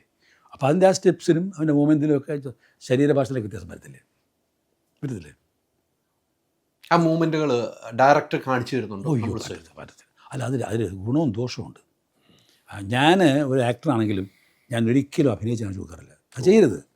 ഇപ്പോൾ ഒരാളിൻ്റെ മൂക്കല്ല എൻ്റെ മൂക്ക്, ഒരാളിൻ്റെ പല്ലും ചുണ്ടും അല്ല എൻ്റെ. അപ്പം നമ്മളത് ഇങ്ങനെ കാണിക്കുന്നത് പറഞ്ഞാൽ അത് അവന് വികൃതമായിരിക്കും. അവൻ്റെ ഹാൻഡി ആയിട്ടുള്ള എക്സ്പ്രഷൻസ് ഉണ്ട്, അതിനുള്ള ചാൻസ് കൊടുക്കുക, അവനെ പ്രൊമോട്ട് ചെയ്തെടുക്കുക. Try to extract the thing from him. നീ എന്നെപ്പോലെ അങ്ങ് ചെയ്യുമെന്ന് പറയുന്ന ഡയറക്ടേഴ്സ് ഉണ്ട്, ഞാൻ ചെയ്യത്തില്ല കേട്ടോ.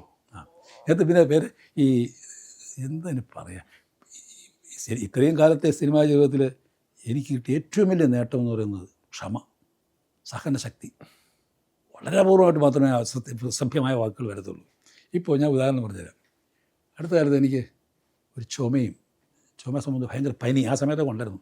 ഞാൻ 2-3 ദിവസം ഹോസ്പിറ്റലിലേക്ക് അഡ്മിറ്റ് ആയതാണ്. അപ്പം ഈ ഹോസ്പിറ്റലിൽ പോകുന്ന സൂക്ഷിച്ചു വേണം. ചെല്ലുമ്പോഴേക്കും കാത്തിരിക്കുന്നത് 100,000 കണ്ണുകളാണ്.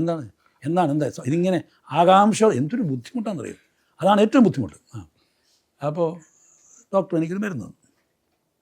അപ്പം ഞാൻ നല്ലൊരു രോഗിയാണ്, എല്ലാം ചോദിച്ച് മനസ്സിലാക്കും. ഡോക്ടർ ഈ ഗുളിക കുഴപ്പമൊന്നുമില്ലല്ലോ. ഇല്ല സാർ, ഈ ഒരു ഗുളികയ്ക്ക് ചെറിയൊരു കുഴപ്പമുണ്ട്. എന്താ സാർ? അത് വേറൊന്നുമല്ല. ഞാൻ ചോദിക്കുന്നത് വെച്ചാൽ ഈ ചില ഗുളികളൊക്കെ വെച്ചാൽ ഈ ഗ്യാസ് ഫോം ചെയ്യും ഒക്കെ ചെയ്യാറുണ്ട്. ഇത് സാർ മൗത്ത് വായ ഡ്രൈ ആവും. അത് ശരി, അതെനിക്ക് അനുഭവമില്ല ജീവിതത്തിൽ. കുഴപ്പമൊന്നുമില്ല, ചിലപ്പോൾ വെള്ളം എടുത്താൽ കുടിച്ചാൽ മതി. ഞാനത് ശരിയാണ് താനും. അങ്ങനെ പതുക്കെ ആദ്യമായിട്ട് ജീവിതത്തിൽ മൗത്ത് ഡ്രൈ ആകുന്ന സംഭവം ഞാൻ അനുഭവിച്ചുകൊണ്ടിരിക്കുക. അപ്പോൾ ഡ്രൈ ആകുന്ന വെച്ചാൽ നിസ്സാര കാര്യമല്ല. ഇത് പറയുമ്പോൾ എളുപ്പം പോയി. നമ്മുടെ വായിൽ ദൈവം ഈ ഈർപ്പമൊക്കെ വെച്ചിരിക്കുന്നത് എന്ത് ആവശ്യമാണെന്നറിയോ? അപ്പോൾ ഇത് ചോദിച്ചു കഴിഞ്ഞാൽ കുറച്ച് ദിവസം കഴിഞ്ഞപ്പോഴേക്കും കൂടെ വെള്ളം കുടി തുടങ്ങി. ആ ഫ്രീക്വൻസി വെള്ളം കുടിക്കുന്നത് നമ്മുടെ മുഖ്യമന്ത്രി വെള്ളം കുടിക്കുന്നതല്ലേ, കൂടെ എടുത്ത് ഇങ്ങനെ കുടിക്കുന്നതായി. അപ്പോൾ ഞാൻ ആലോചിച്ചു, പുള്ളിക്കും വായിക്കാത്ത ഈ ഗുളിക എടുത്ത് കഴിച്ചോന്ന് ഞാൻ വിചാരിച്ചു. അങ്ങനെ ഇരുന്നപ്പോൾ എനിക്കൊരു ഇൻ്റർവ്യൂ നിങ്ങളെ മാതിരി എൻ്റെ ഒരു പത്ര സുഹൃത്ത് വളരെ സന്തോഷപൂർവ്വം നടത്തിയ ഇൻ്റർവ്യൂ. ആ ഇൻ്റർവ്യൂ പറഞ്ഞപ്പോഴും അതിനകത്ത് ഈ വർത്തമാനം പറഞ്ഞുകൊണ്ടിരുന്നപ്പം ഈ ഒരു വരിവ് എൻ്റെ ഈ നേരത്തെ പറഞ്ഞ പോലെ ഒരു വാശിപ്പുറത്തുള്ള പെർഫോമൻസ് ആയതുകൊണ്ട് ഞാൻ അതിനെ മൈൻഡ് ചെയ്യാതെ ചെയ്ത് കഴിഞ്ഞപ്പോഴാണ് വന്നപ്പോഴാണ് ഞാൻ കണ്ടത് അതിനകത്തൊരു വല്ലാത്തൊരു വലിവുണ്ട് വർത്തമാനം പറഞ്ഞത്. ഈ ഫ്ലുവൻസി ഇല്ല വർത്തമാനം പറഞ്ഞ് എന്നെ ശീലിപ്പിച്ചതാണല്ലോ, അതല്ല, ഒരു ചെറിയ കുഴച്ചിലുണ്ട്. ഇത് വന്നു കഴിഞ്ഞപ്പോൾ സോഷ്യൽ മീഡിയയിൽ അണ്ണന്മാർ റെഡിയായിട്ടിരിക്കുക, അവരങ്ങ് വ്യാഖ്യാനിക്കാൻ തുടങ്ങി. പണ്ട് എങ്ങനെ ഇരുന്ന ആളെങ്കിൽ ഇപ്പം കണ്ടില്ലേ അടിച്ചിട്ടിരിക്കുകയാണെന്ന് തോന്നുന്നു. ഇതൊക്കെയാണ് ഇവിടുത്തെ രീതികൾ. നമ്മൾ ഞാൻ അടിച്ചിട്ടല്ല കേട്ടോ ഇൻ്റർവ്യൂ കൊടുത്തെന്ന് പറയേണ്ട ആവശ്യമില്ലല്ലോ. അപ്പോൾ ഇതിലൊരു സിംഹഭാഗവും സോഷ്യൽ മീഡിയ എന്നുള്ള പേരിൽ ഒരു ഫാക്ടറി നടന്നുകൊണ്ടിരിക്കുക. ഇഗ്നോർ. അവരെന്ത് വേണേൽ പറയട്ടെ, അവർ പറഞ്ഞ് അവർക്ക് ആശ്വാസം കിട്ടി, അവർ പറഞ്ഞ് തീർന്ന് കുറേ കഴിയുമ്പോൾ അവർ ചതുപോലും ഇതൊന്നുമില്ലേ, അങ്ങനെ എടുത്താൽ മതി. അവരെ തിരുത്താനൊന്നും പറ്റില്ല. മഹാത്മാഗാന്ധി വിവേകാനന്ദൻ തോറ്റ സ്ഥലമാണ് അത്. അവിടെ നമ്മൾ കയറി വെച്ച് സിനിമയെടുത്ത് നന്നാക്കാൻ പറ്റില്ല, ഒരിക്കലും പറ്റില്ല. പക്ഷെ പാടില്ല. അത് നമ്മുടെ ഭാഗത്ത് ഈ ദോഷം കാണാനുള്ള വാസന നമ്മൾ മനുഷ്യനെ അകറ്റി തുടങ്ങും. നിങ്ങളെനിക്ക് ഇഷ്ടമാണെങ്കിലല്ലേ വിളിക്കുള്ളൂ. അതെ അതെ അതെ അതെ 100%. നിങ്ങളുടെ രൂപവും നിങ്ങളുടെ വർത്തമാനം ഒന്നുമില്ല, ഇങ്ങനെയുണ്ട് പോരെ, ആ മോഡുലേഷൻ മതിയില്ലേ, ഇങ്ങനെയുണ്ട് കുറ്റിക്കരിക്കും. നമുക്ക് പ്രശ്നമുള്ള സമയമായിരിക്കും. ഒരുപാട് അങ്ങ് പൊളിഞ്ഞു പോയി. പ്രൊഡ്യൂസറാണ് ഞാനെങ്കിൽ നിങ്ങൾ പറഞ്ഞത് എങ്ങനെയുണ്ട് ചോദിച്ചാൽ ഞാൻ എന്തോ തിരിച്ചു ഉത്തരം പറയും. അതാണ് മനുഷ്യവാസനയാണ്. പക്ഷെ ഇതിനെയൊക്കെ ഞാൻ അങ്ങേയറ്റം ആസ്വദിക്കുന്ന ഒരു ബാലേന്ദ്രമേനൻ ആയതുകൊണ്ട് എനിക്ക് ഒരു ബുദ്ധിമുട്ടുമില്ല. Because I know what I am. ഞാൻ ഇതാണെന്നും അറിയാം, ഞാൻ ഇത്രയേ ഉള്ളൂ എന്നും അറിയാം, ഞാൻ ഇങ്ങനെയാണെന്നും അറിയാം, ഇങ്ങനെയാണെന്ന് അറിയാം. അല്ലേ? അതെ, അതുകൊണ്ട് എന്നെ ഇദ്ദേഹം ഉപദ്രവിക്കാതിരുന്നാൽ മതി. എന്നിൽ ഔഷധം ഇല്ല. ഞാൻ നമ്മളിൽ നിന്നൊരു ഉപദ്രവം ഉണ്ടാവും. ഇതുണ്ടാകത്തില്ല. രണ്ടു തവണ ആലോചിക്കും ഞാൻ എൻ്റെ എതിരെ ഇരിക്കുന്ന ആളിൻ്റെ വികാരങ്ങൾ അങ്ങ് ഏറ്റവും ബഹുമാനിക്കുന്ന ഒരാളാണ് ഞാൻ. പലർക്കും പല പ്രശ്നങ്ങളും കാണുന്നേ, ഒരുപാട് അനുഭവങ്ങൾ കൊണ്ട് ശ്രമിക്കാത്ത. അയ്യോ എന്നായിരുന്നു അയാൾ പിന്നെ കണ്ടതും കേട്ട സമയത്താണ് തോന്നുന്നു അയാളിങ്ങനെ ശല്യം ചെയ്തുകൊണ്ടിരിക്കുക തന്നെ, അഭിനയിക്കാൻ. ഉഫ്, അവസാനം സൈ കെട്ടി ഞാൻ പറഞ്ഞു ഒരു ദിവസം ഒരു സ്റ്റുഡിയോയിൽ ഷൂട്ടിംഗ് കൊണ്ട് വന്നോളൂ, ആളിങ്ങനെ റെഡിയായിരിക്കും. അപ്പോൾ പോയി വന്നിട്ട് അഭിനയിക്കാൻ വന്നിരുന്നിട്ട് നമ്മൾ സ്റ്റാർട്ട് പറയുമ്പം ഇരിക്കുക, സ്റ്റാർട്ട് ആക്ഷൻ എന്ന് പറഞ്ഞാൽ നിൽക്കും. പിന്നെ ഞാൻ പറയും എന്നിട്ട് ഇല്ല ഇപ്പം ശരിയാവും സാർ, പറയാം സ്റ്റാർട്ട്, ഇത് ഇപ്പോൾ വരുമോ എന്ന് പറയാം. അപ്പം ഞാനിതിനെ കോമഡി എടുക്കാൻ നോക്കുള്ളൂ. അപ്പോൾ ഇത്തവണ നിങ്ങൾ ഓക്കെ ആയിരിക്കും കേട്ടോ. ഉച്ചയ്ക്ക് 2 മണിയും കണ്ടായി എല്ലാം വിശദീകരിക്കുക, വീണ്ടും കൊടുത്തു. ആകെ പണം പോയി. എന്ത് വരും 2 മിനിറ്റ് തന്നാൽ ഞാൻ അറിയാതെ പറഞ്ഞു, നിങ്ങൾ എന്തിനാ മിസ്റ്റർ എൻ്റെ ചോര കുടിക്കുന്നത്? എത്ര തവണയാണ് നിങ്ങൾ എന്നെ ഉപദ്രവിച്ചത്? അത് ചെറിയ അബദ്ധം പറ്റരുത്. അത് എന്ന് വെച്ചിട്ട് ഞാൻ ശരി ബ്രേക്ക് ഷോട്ട് എടുത്തില്ല.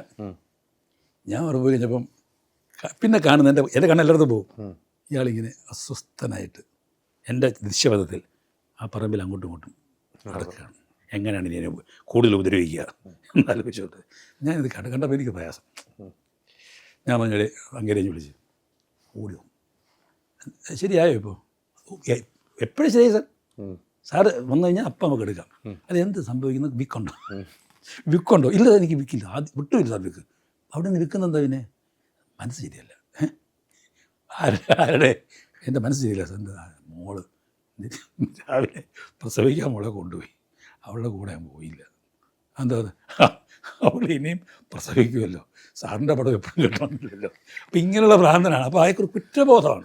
പിന്നെ അയാളെ സമാധാനിപ്പിച്ച ഷോട്ട് എടുത്ത് കിട്ടിയാൽ ഞാൻ പിന്നെ ആലോചിച്ച് പാവം എന്ത് ചെയ്യാൻ പറ്റും, മനുഷ്യനാണ്.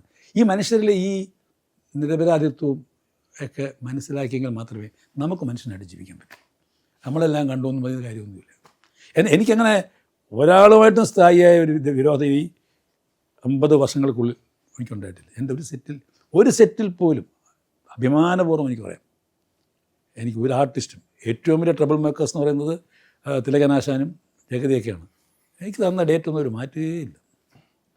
ഞാൻ ഹലോ എന്നാ എപ്പോഴാണ് വരുന്നത്? ആ പരിപാടി എനിക്കില്ല, പറയുന്ന ഡേറ്റ് തന്നേക്കും വന്നോണം. ഞാൻ കൂടുതൽ ഡേറ്റ് ചോദിക്കത്തുമില്ല, ഡേറ്റിൽ തീർത്തും. അതെ. അതുകൊണ്ടാണ് ഞാൻ പറഞ്ഞത് നല്ല സ്ട്രെയിനാണെന്ന് പറഞ്ഞത്. ഇപ്പം എനിക്ക് അത്രയും സ്ട്രെയിൻ എടുക്കാൻ താല്പര്യമില്ലാത്തതുകൊണ്ട് ഞാൻ ശ്രമിക്കുന്നത്, എനിക്ക് കുറച്ച് കൂടുതൽ കഥകളൊക്കെ എൻ്റെ മനസ്സിൽ പോകുന്നത്. ഇപ്പം ഇത്രയും നാളത് കണ്ടതല്ലേ, കുറച്ച് നല്ല സ്ക്രിപ്റ്റ് എഴുതണമെന്ന് ആഗ്രഹമുണ്ട്. അതും പ്രത്യേകിച്ച് പുതിയ തലമുറയിൽപ്പെട്ട ഡയറക്ടേഴ്സിന് വേണ്ടിയിട്ട് സ്ക്രിപ്റ്റ്. ആ സ്ക്രിപ്റ്റിനകത്ത് അവർക്ക് തോന്നുകയാണ് ഞാൻ കൊള്ളാമെന്നുണ്ടെങ്കിൽ, കൊള്ളാവുന്നൊരു വേഷം ഉണ്ടെങ്കിൽ അത് ഞാൻ ചെയ്യും. ഇത് രണ്ടും എനിക്കിപ്പം സന്തോഷപൂർവ്വം ചെയ്യാവുന്ന കാര്യമാണ്. ഡയറക്ഷൻ എന്ന് പറയുമ്പോഴേക്കും സംഗതി അങ്ങ് ഞാൻ ഡയറക്റ്റ് ചെയ്യത്തില്ല എന്നല്ല കേട്ടോ എൻ്റെ മനസ്സിലായി. പക്ഷേ അതിൻ്റെ സ്ട്രെസ്സ് ഞാൻ അത് കൊടുക്കുന്നില്ല. എൻ്റെ കഥകൾ റെഡിയാണ്, ഞാൻ ഡേ കൂടെ അതിലേക്ക് ഞാൻ മൂവ് ചെയ്തുകൊണ്ടിരിക്കുകയും.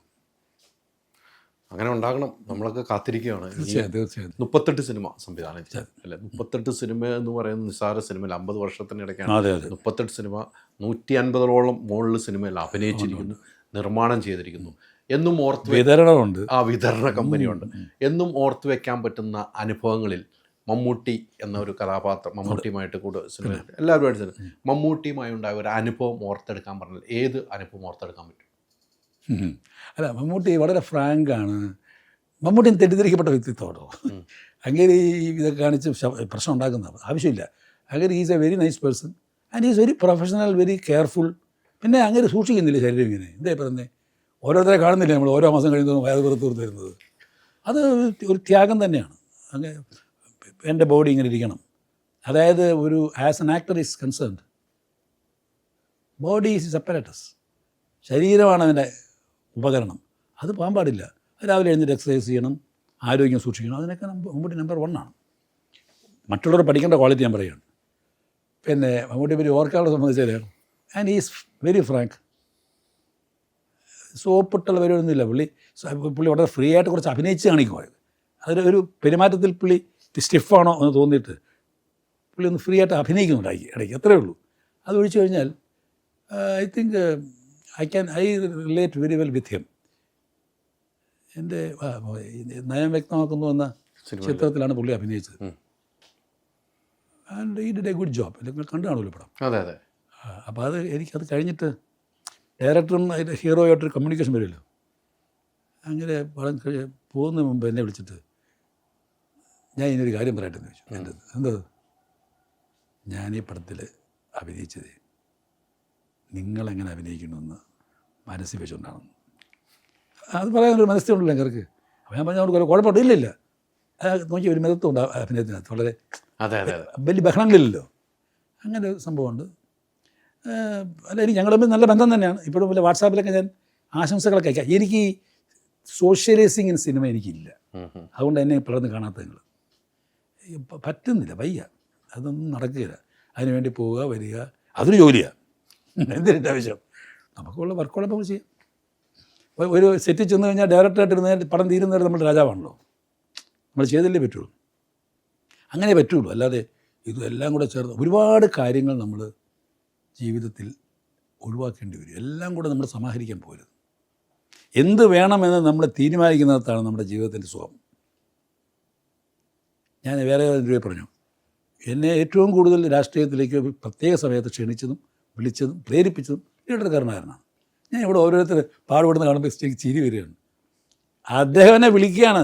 ഏത് 1984 ഏപ്രിൽ 1 കഴിഞ്ഞപ്പോൾ പാർലമെൻറ്റ് ഇലക്ഷൻ.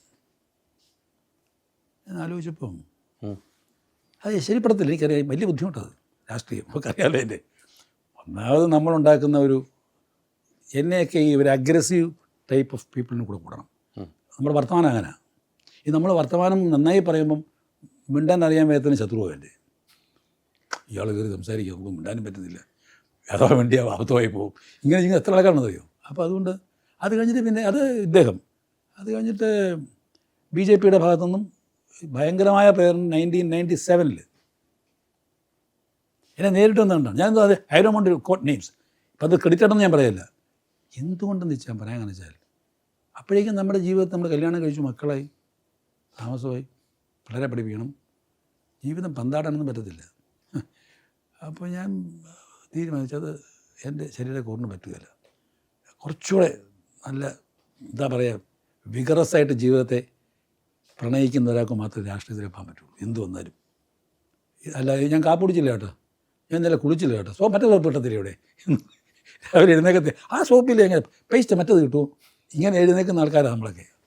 അവർക്കൊന്നും രാഷ്ട്രീയം പറ്റില്ല. രാഷ്ട്രീയം ത്യാഗത്തിൻ്റെ ലോകമാണ്. ഇപ്പം ഇല്ല, അത് വേറെ കാര്യം. ഇപ്പം നല്ല സുഖമാണ്. എന്നാലും ഞാൻ പത്രത്തിൽ വായിച്ചു MLAയുടെ പെൻഷൻ ഞാൻ ആസ്വദിച്ചു. എന്താ സുഹൃത്തെ, പെൻഷൻ ആനുകൂല്യങ്ങൾ, MP-യുടെ ആനുകൂല്യങ്ങൾ, ഫ്ലൈറ്റ് യാത്ര, ട്രെയിൻ യാത്ര, കുടുംബത്തിന് മൊത്തം ആരോഗ്യ ഇൻഷുറൻസ്. ഒരാൾ ഒരു തവണ ജയിച്ചാൽ പിന്നെ കുടുംബം കൊല്ലം രക്ഷപ്പെട്ടു. അങ്ങനെ എടുത്താൽ മതി. അതാണ് രാഷ്ട്രീയം ഇപ്പോഴത്തെ. അങ്ങനെ അല്ലെന്ന് ആരെങ്കിലും ഒന്ന് പറയട്ടേണ്ടത്. പക്ഷെ അതിന് ത്യാഗവും ചെയ്യണം. രാത്രിയും പകലും കഷ്ടപ്പെട്ട് ജോലി ചെയ്യണം. അങ്ങനെ ഒരു ചിത്രം വന്നിട്ടില്ല. രാഷ്ട്രീയക്കാരൻ്റെ ഒരു രാഷ്ട്രീയക്കാരനായുള്ള പ്രയോജനം എന്ന് പറഞ്ഞ സിനിമ എടുത്താൽ ഭയങ്കര ഇവിടെ കാണിക്കുന്നതൊക്കെ ഒരു ത്യാഗവും ഇല്ല. ഈ സിനിമയിൽ ഉമ്മൻചാണ്ടിയുടെ ജീവിതകഥ പറഞ്ഞു പോകുന്ന പോലെ തോന്നുന്നു, ആളുകൾക്ക് തോന്നുന്നു എന്ന് പറഞ്ഞ പോലെ എനിക്കും തോന്നുന്നു. ആ സിനിമയിൽ തുടക്കത്തിൽ പറയുന്ന നല്ലവനായ ചില കാര്യങ്ങൾ ചെയ്താൽ തെറ്റില്ല എന്ന് വെച്ചാൽ കുഴ വാങ്ങിയാൽ തെറ്റില്ല, പാർക്കുഴ വാങ്ങിയാൽ തെറ്റില്ല, പക്ഷേ ഒരു പെണ്ണ് കേസ് വന്നാൽ നമ്മൾ തകർന്നു പോകും. അതെൻ്റെ ക്യാരക്ടർ പറയുന്നുണ്ടല്ലോ. അതെ, ക്യാരക്ടർ പറയുന്നത് പറഞ്ഞു, പെണ്ണ് കേസ് വന്നാൽ നമ്മൾ തകർന്നു പോകും. അപ്പോൾ ആ സിനിമയിൽ നല്ലവനായ ഒരാളെ ചീത്തയാവുന്ന രാഷ്ട്രീയക്കാരനുണ്ടെന്ന് പറഞ്ഞു വെക്കുന്നുണ്ട്. അത് രാഷ്ട്രീയക്കാർ എങ്ങനെ ഏറ്റെടുക്കുമെന്ന് പിന്നീട് ചിന്തിച്ചിട്ടുണ്ടോ? ഇതിൽ പറഞ്ഞു കോഴ വാങ്ങുന്നത് തെറ്റില്ല, കോഴ പ്രശ്നം, ബാർക്കോഴ തെറ്റില്ല എന്ന് പറയുന്നു, അത് മുഖ്യമന്ത്രിക്ക് വാങ്ങാം, പക്ഷേ പെണ്ണ് കേസ് വരുമ്പോൾ അവൻ തകർന്നു. അല്ല, ഞാൻ പറഞ്ഞത് അത് പെണ്ണ് കേസ് വരുമ്പോൾ തകർന്നു പോകുമെന്നുള്ള അറിഞ്ഞുകൊണ്ടാണ് പലരും പെണ്ണ് കേസ് ഉണ്ടാക്കുന്നത്. ഈ പെണ്ണ് കേസ് ഏർപ്പാടാക്കി അതിനകത്ത് ഒരു പുരുഷനെതിരെ പരാതി പറയാൻ ഒരു സ്ത്രീ അല്ലെങ്കിൽ ഒരാൾ സ്ത്രീ എടുത്തല്ലേ ഈ ലൈംഗികത കാണിക്കാൻ പറ്റുള്ളൂ. അവർ വരുമ്പോൾ അവർ ധരിക്കുന്നത് ദേ ആർ ട്രൈങ് ടു എന്താ പറയണ്ടേ, ശരിക്കും പറഞ്ഞാൽ ആ വ്യക്തിയെ പെടുത്തുകയാണ്. അതൊരു ചതിയാണ്. പറഞ്ഞിട്ട് എന്ത് ചെയ്യാൻ പറ്റും? പറഞ്ഞാൽ നമ്മുടെ നിയമത്തിൻ്റെ ഏറ്റവും വലിയ വൃത്തികെട്ടൊരു ഭാഗം അതാണ്. until and unless it is proved otherwise, he is guilty. അതിന് വകുപ്പുകളൊക്കെ ഉണ്ട്, ഏത് ജാമ്യം എന്നൊക്കെ, അതൊന്നും പോകത്തില്ല. പിന്നെ എൻ്റെ വിശ്വാസം, എൻ്റെ പ്രതിച്ഛായ എന്ന് പറയുന്നത് അടിവര എഴുതി ഈ പടം വരുമ്പോൾ, കാരണം ബാലചന്ദ്രൻ മേനോൻ ഇന്നാരുടെയും മകൻ, നടൻ, സംവിധായകൻ, അവർക്ക് അറിയാവുന്ന ഡാറ്റയാണ്. ഇന്ന സിനിമകളിലൂടെ ഞങ്ങൾക്കറിയാവുന്ന ബാലചന്ദ്രൻ മേനോൻ. അതുണ്ടാക്കുന്ന ഒരു ധാരണയുണ്ട്. അതിൻ്റെ അവിടെ വന്നു വെച്ചാൽ ബാലചന്ദ്രൻ ഇങ്ങനെ ഒരു അസഭ്യമായ സംഭവം ഒരു വാക്ക് പറഞ്ഞു എന്ന് പറഞ്ഞാൽ പോലും അതൊന്നും ഈ കരക്കാർ വിശ്വസിക്കുകയില്ല. ആ സൈസൊന്നും ഇപ്പം ചിലവാകത്തില്ല. ഇപ്പം അതുകൊണ്ടാണ് മറ്റേ നമ്മുടെ രാഹുൽ ഈശ്വരൊക്കെ പറഞ്ഞ പുരുഷന്മാർക്കും ഇത് വേണം. അതെ അതെ അതെ. ആ പെണ്ണുങ്ങൾ അഴിഞ്ഞാടി ഇറങ്ങിയിരിക്കുകയാണ്. അത് എന്തും പറയും. ഈ പരാതി പറയുന്ന വ്യക്തി, അവരുടെ ബാക്ക്ഗ്രൗണ്ടും ജനം നോക്കിയിരിക്കും. അറിയാമല്ലോ, മനുഷ്യ കമ്മീഷൻ വേണം. ആ വേണം, വന്നു പോകുമല്ലോ. അല്ല, അതുകൊണ്ടൊന്നും നേടാൻ പോകുന്നില്ല. See how dare they say it. ഇപ്പോൾ ഒരു പരിചയമില്ലാത്തൊരു വ്യക്തിയെ പറ്റി നമുക്ക് പറയാൻ സാധിക്കും. ഇത് അവർക്ക് ഒരു പരിചയമില്ലെങ്കിൽ അവർ പറയല്ലേ. എന്താണ് സംഭവം? വെളുത്തിരിക്കുന്ന പ്രതലം ഒരൽപ്പം ചെളിവാരിയും കറിയാം. അതിൽ കിട്ടുന്ന, അവർക്ക് കിട്ടുന്ന ലാഭം എന്താണെന്ന് നമുക്ക് അറിഞ്ഞുകൂടാ. അതിലുള്ള ആനന്ദം. നമ്മളിവരെ അകറ്റാൻ നോക്കുക. നമ്മളിന്ന് കമ്മ്യൂണിക്കേഷൻ പോലും പോകത്തില്ല. ഇവർ കരുതുന്ന ഇവരെ പേടിച്ച് മാറിയിട്ടല്ല, ഇവരെ അടുപ്പിക്കാൻ കൊള്ളാത്തതുകൊണ്ടാണ്. സത്യവതാണ്. പക്ഷെ അതുകൊണ്ട് നിയമത്തിൻ്റെ വീർപ്പ് പോകുമ്പോൾ അതിങ്ങനെ പ്രൊലോങ് ചെയ്യും. പക്ഷെ ultimately guilty will be punished. ഈ വാക്കുകൾ നിങ്ങൾ എഴുതി വയ്ക്കണം. Ultimately guilty will be punished. If not there is no justice. ഈ പ്രതിച്ഛായയുടെ കാര്യം, നിവിൻ പോളിക്ക് ഇങ്ങനെ ഒരു അവസ്ഥ വന്നു.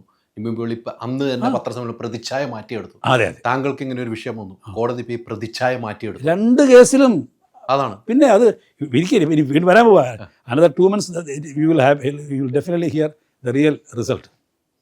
എന്നെ ഒന്നും ബാധിക്കത്തേ ഇല്ല. ഞാൻ ചിന്തിച്ചിട്ട് പോലുമില്ല. അതെങ്ങനെ എനിക്ക് I feel sympathy for these people. കഷ്ടം, ദയനീയം. ഒരു മനുഷ്യജന്മം കിട്ടിയിട്ട് അതിങ്ങനെ നശിപ്പിച്ച് കളയുന്നല്ലോ ഇവർ എന്ന് നോക്കുമ്പോൾ സങ്കടമുണ്ടായി. എന്തെല്ലാം നല്ല കാര്യം ചെയ്യാൻ പറ്റും. അതെ അതെ അതെ. എന്ത് വേഷം കിട്ടിയിട്ട് എന്താ കാര്യം? ഒരു മനുഷ്യജന്മം പോലെ ഞാനപ്പാനെ പറയുന്നത് പുഴുവായിട്ടും മറ്റേതായിട്ടും ആനയായിട്ടും പശുവായിട്ടും കാളയായിട്ടും ഒക്കെ ജനിച്ചിട്ടാണ് മനുഷ്യജന്മം തരുന്നത്. അതിനെ ഭംഗിയായിട്ട് ഉപയോഗിച്ചൂടെ? ഒരു നല്ല മനുഷ്യനായിട്ട്, ഒരു നല്ല കുടുംബത്തിൽ ജനിച്ചായിട്ട് പെരുമാറിക്കൂടെ? അതിന് പകരം കണ്ടവൻ്റെ പുറത്ത് ചെളിവാരി എറിയുക. അപ്പോൾ കുറേ ആൾക്കാർ വരും. അങ്ങനെ വരുമ്പോഴേക്കും അവനങ്ങ് എയറിലാവും. അത് കൊണ്ടു കിടക്കാൻ കുറേ വാദ്യഘോഷങ്ങളോടുകൂടി കുറേ പേരുണ്ട്. ചേച്ചി എങ്ങനെ സഹിക്കുന്നു? എത്ര വർഷമായിട്ട് ആസ്വദിച്ചുകൊണ്ടിരിക്കുക. സഹിക്കുന്നു, ആസ്വദിക്കുകയാണത്. ബാക്കിയുള്ള ആൾക്കാരെ കാശ് കൊടുത്ത് തിയേറ്ററിൽ പോവുക പാവങ്ങൾ. ഇത് വീട്ടിൽ 24 hours ദോഷമായിരിക്കുന്നുണ്ട്. ഏത് രീതിയിലും സ്വസ്ഥമായ ജീവിതം അല്ലേ? അതെ. അതമ്മൻ സ്വസ്ഥത എന്ന് പറയാൻ ഒക്കത്തില്ല. കാറും കോളും ഒക്കെ ഉണ്ട്. നമ്മൾ കൂടെ ഡൈവേഴ്സ് പ്ലാൻ ചെയ്യും, അതൊക്കെ ചെയ്യും. അത് വേണമല്ലോ. അത് ഇടയ്ക്ക് നമ്മൾ വിളക്കാൻ വേണ്ടി ചെയ്യുന്നതാണല്ലോ. ആര്? ഞങ്ങൾ പ്ലാൻ ചെയ്യും ഡൈവേഴ്സ് ചെയ്തേക്കുന്നു. എന്തിന്? അല്ല, കൂടെ വഴക്കുണ്ടാവും നടത്തും. അങ്ങനെ അതില്ലെങ്കിൽ ഇത് എത്ര ഡൈവേഴ്സ് കഴിഞ്ഞു. അങ്ങനെയല്ലെങ്കിൽ എന്തൊരു സുഖം അതെ ജീവിതത്തിൽ. അല്ല, അതൊക്കെ സിമെൻറ്റിങ് ഫോഴ്സ് ആയിട്ട് നോക്കരുത്. നമ്മളെ വായിന്ന് അറിയാത്തൊരു വാക്ക് വന്നെങ്കിൽ നമ്മൾ തിരുത്താനുള്ള അവസരം. ദേഷ്യപ്പെടാറുണ്ടോ? ഞാനോ? ദേഷ്യം വന്നാൽ കണ്ണ് മൂക്കൂലിരിക്കും.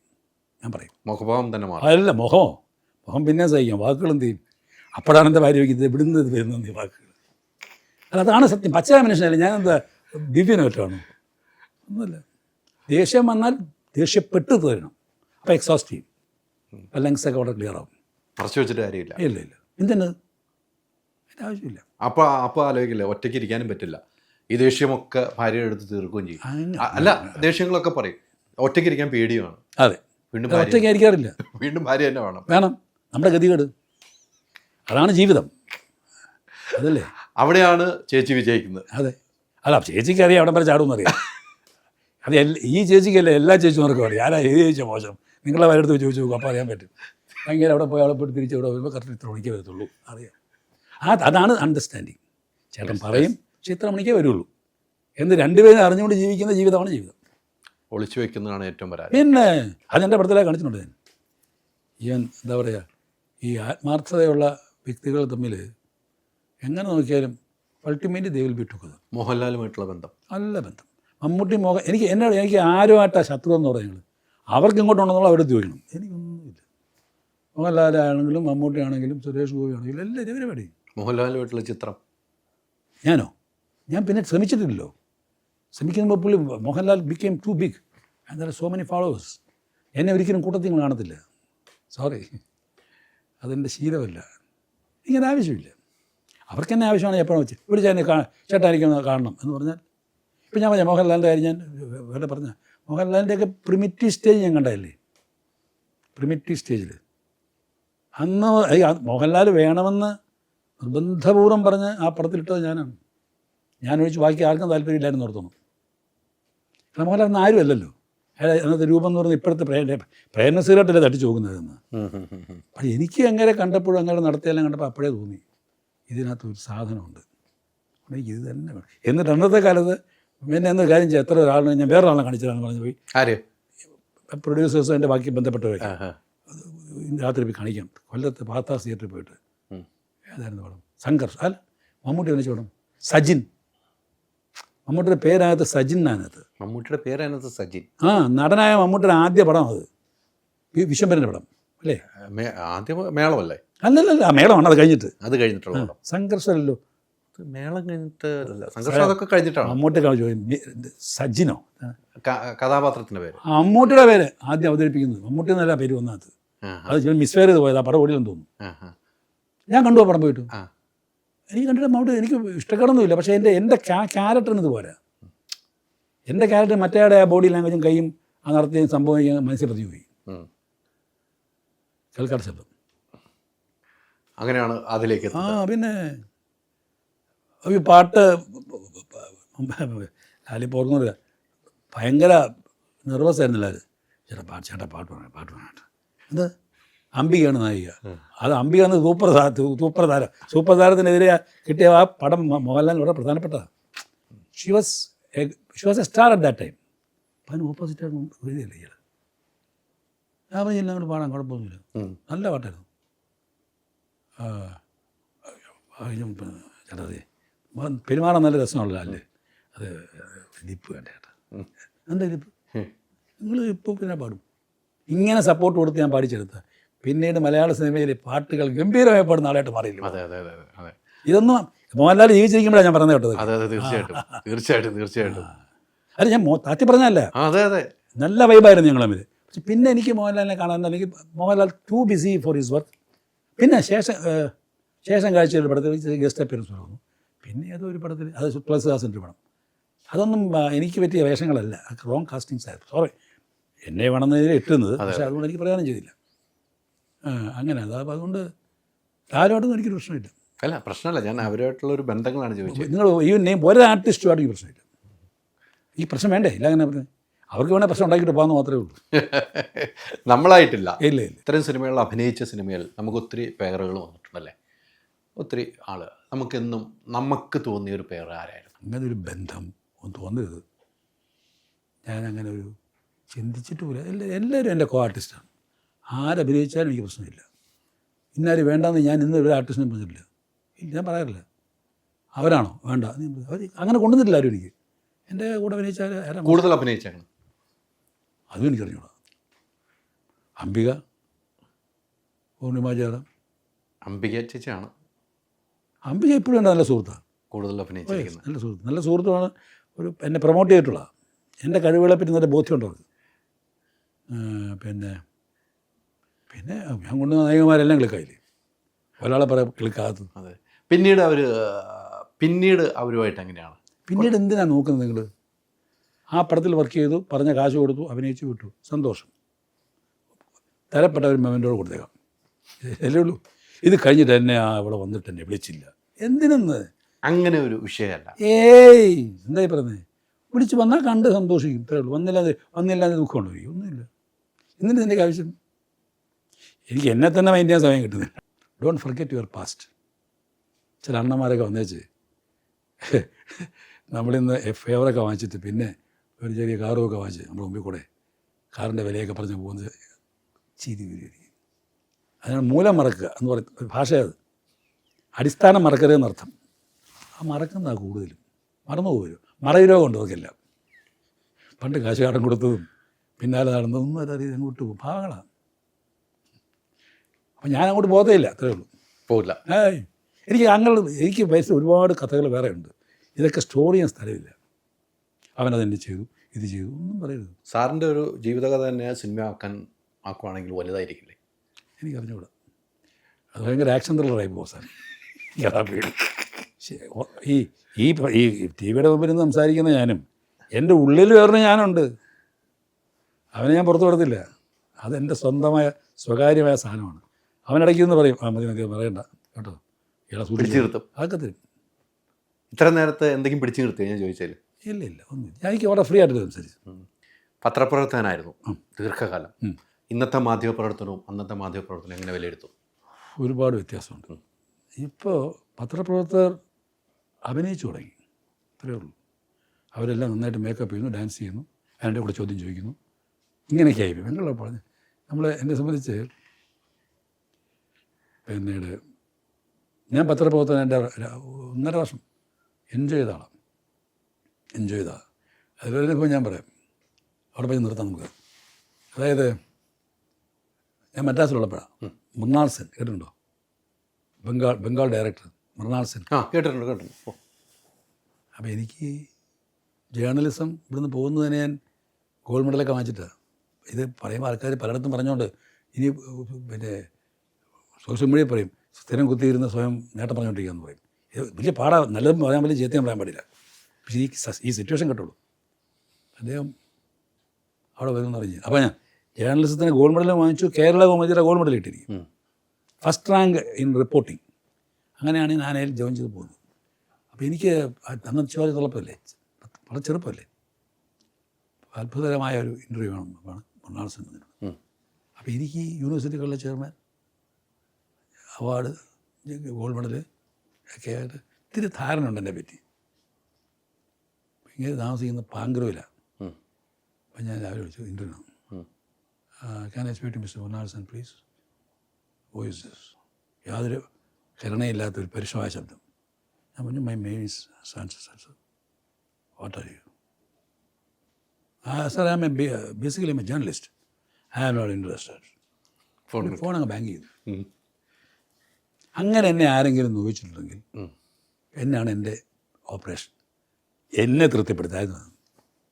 ഏട്ടാ എൻ്റെ അടുത്ത് ഇങ്ങനെ പറഞ്ഞ ആൾ എന്നെ നിഷ്കരണം തടഞ്ഞല്ലോ, ഇത് ഞാൻ ഒതുക്കും, എന്താ മാർഗം? അപ്പം നോക്കിയപ്പോൾ ഹോട്ടൽ പാങ്ക്രോയിൽ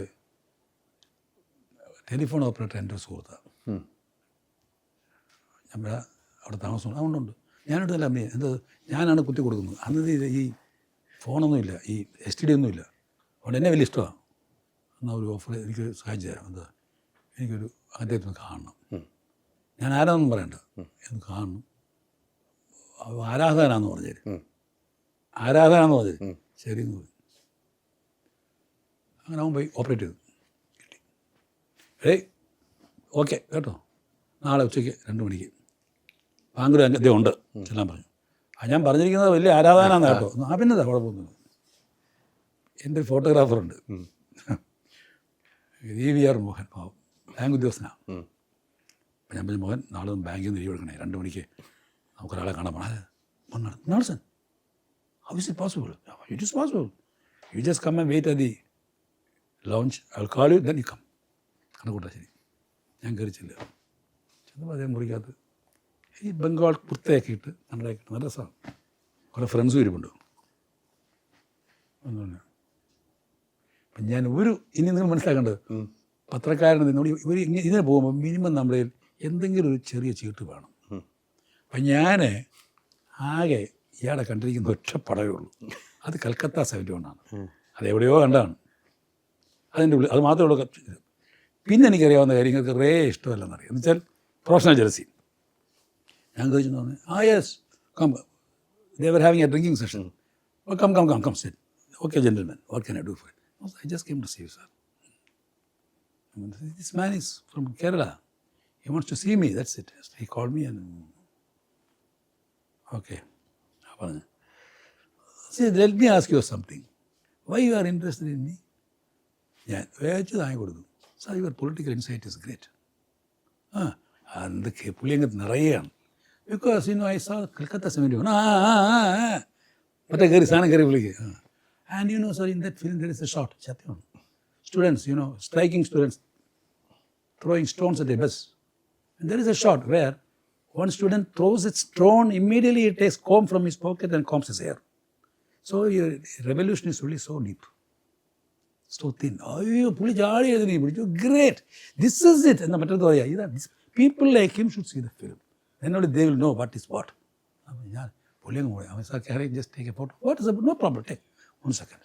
ഞാൻ വിളിച്ചു പുറത്തിറങ്ങി. അവൻ വന്നുള്ള ഫോട്ടോ എടുത്തു വിളിച്ചു, ഒന്നും ചോദിച്ചേക്കരുത്. ഇല്ല പുള്ളി കയറി വരിക.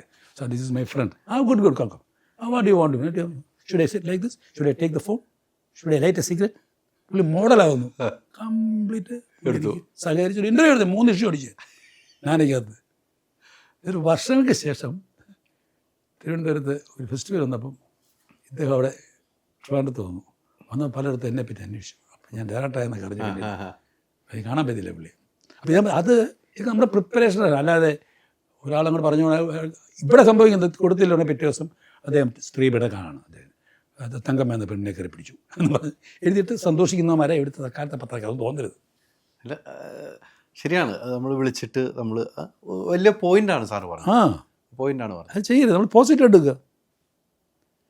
അതിനിടയ്ക്ക് അയാൾ നശിപ്പിക്കാമല്ലോ, എന്തുവാണ് പറഞ്ഞൂടെ. അപ്പം പ്രേക്ഷകരോട് എന്താണ് പറയാനുള്ളത്? അല്ല, എനിക്ക് പറയാനുള്ളത്, നിങ്ങൾ പിന്നെ ഇതൊരു കുടുംബചിത്രമാണെന്നുള്ള കാര്യം ഓൾറെഡി എല്ലാവരും സമ്മതിച്ചു കഴിഞ്ഞു. എല്ലാവരും എന്നെ ഇഷ്ടപ്പെടുന്ന എല്ലാവരും ഈ ചിത്രം, പിന്നെ ചിത്രത്തിൽ വാട്ട് എവർ ഇറ്റ് ഈസ്, നിങ്ങളെല്ലാവരും എന്നെ, അത് ഈ ഭാഗം വളരെ പ്രധാനപ്പെട്ടതാണ്. നിങ്ങളെല്ലാവരും എന്നെ പടം നന്നായി ബാലേന്ദ്രമേനോൻ ഗംഭീരമാണെന്നും ബാലേന്ദ്രമേനോനാണ് ഇതിൻ്റെ ഭയങ്കരമായ ഒക്കെ ഞാൻ വായിക്കുന്നത്. അതൊന്നും എന്നെ ഇളക്കത്തില്ല കേട്ടോ. എല്ലാവരും ചേർന്നാലും സിനിമ ഉണ്ടാകത്തുള്ളൂ ഇല്ലേ?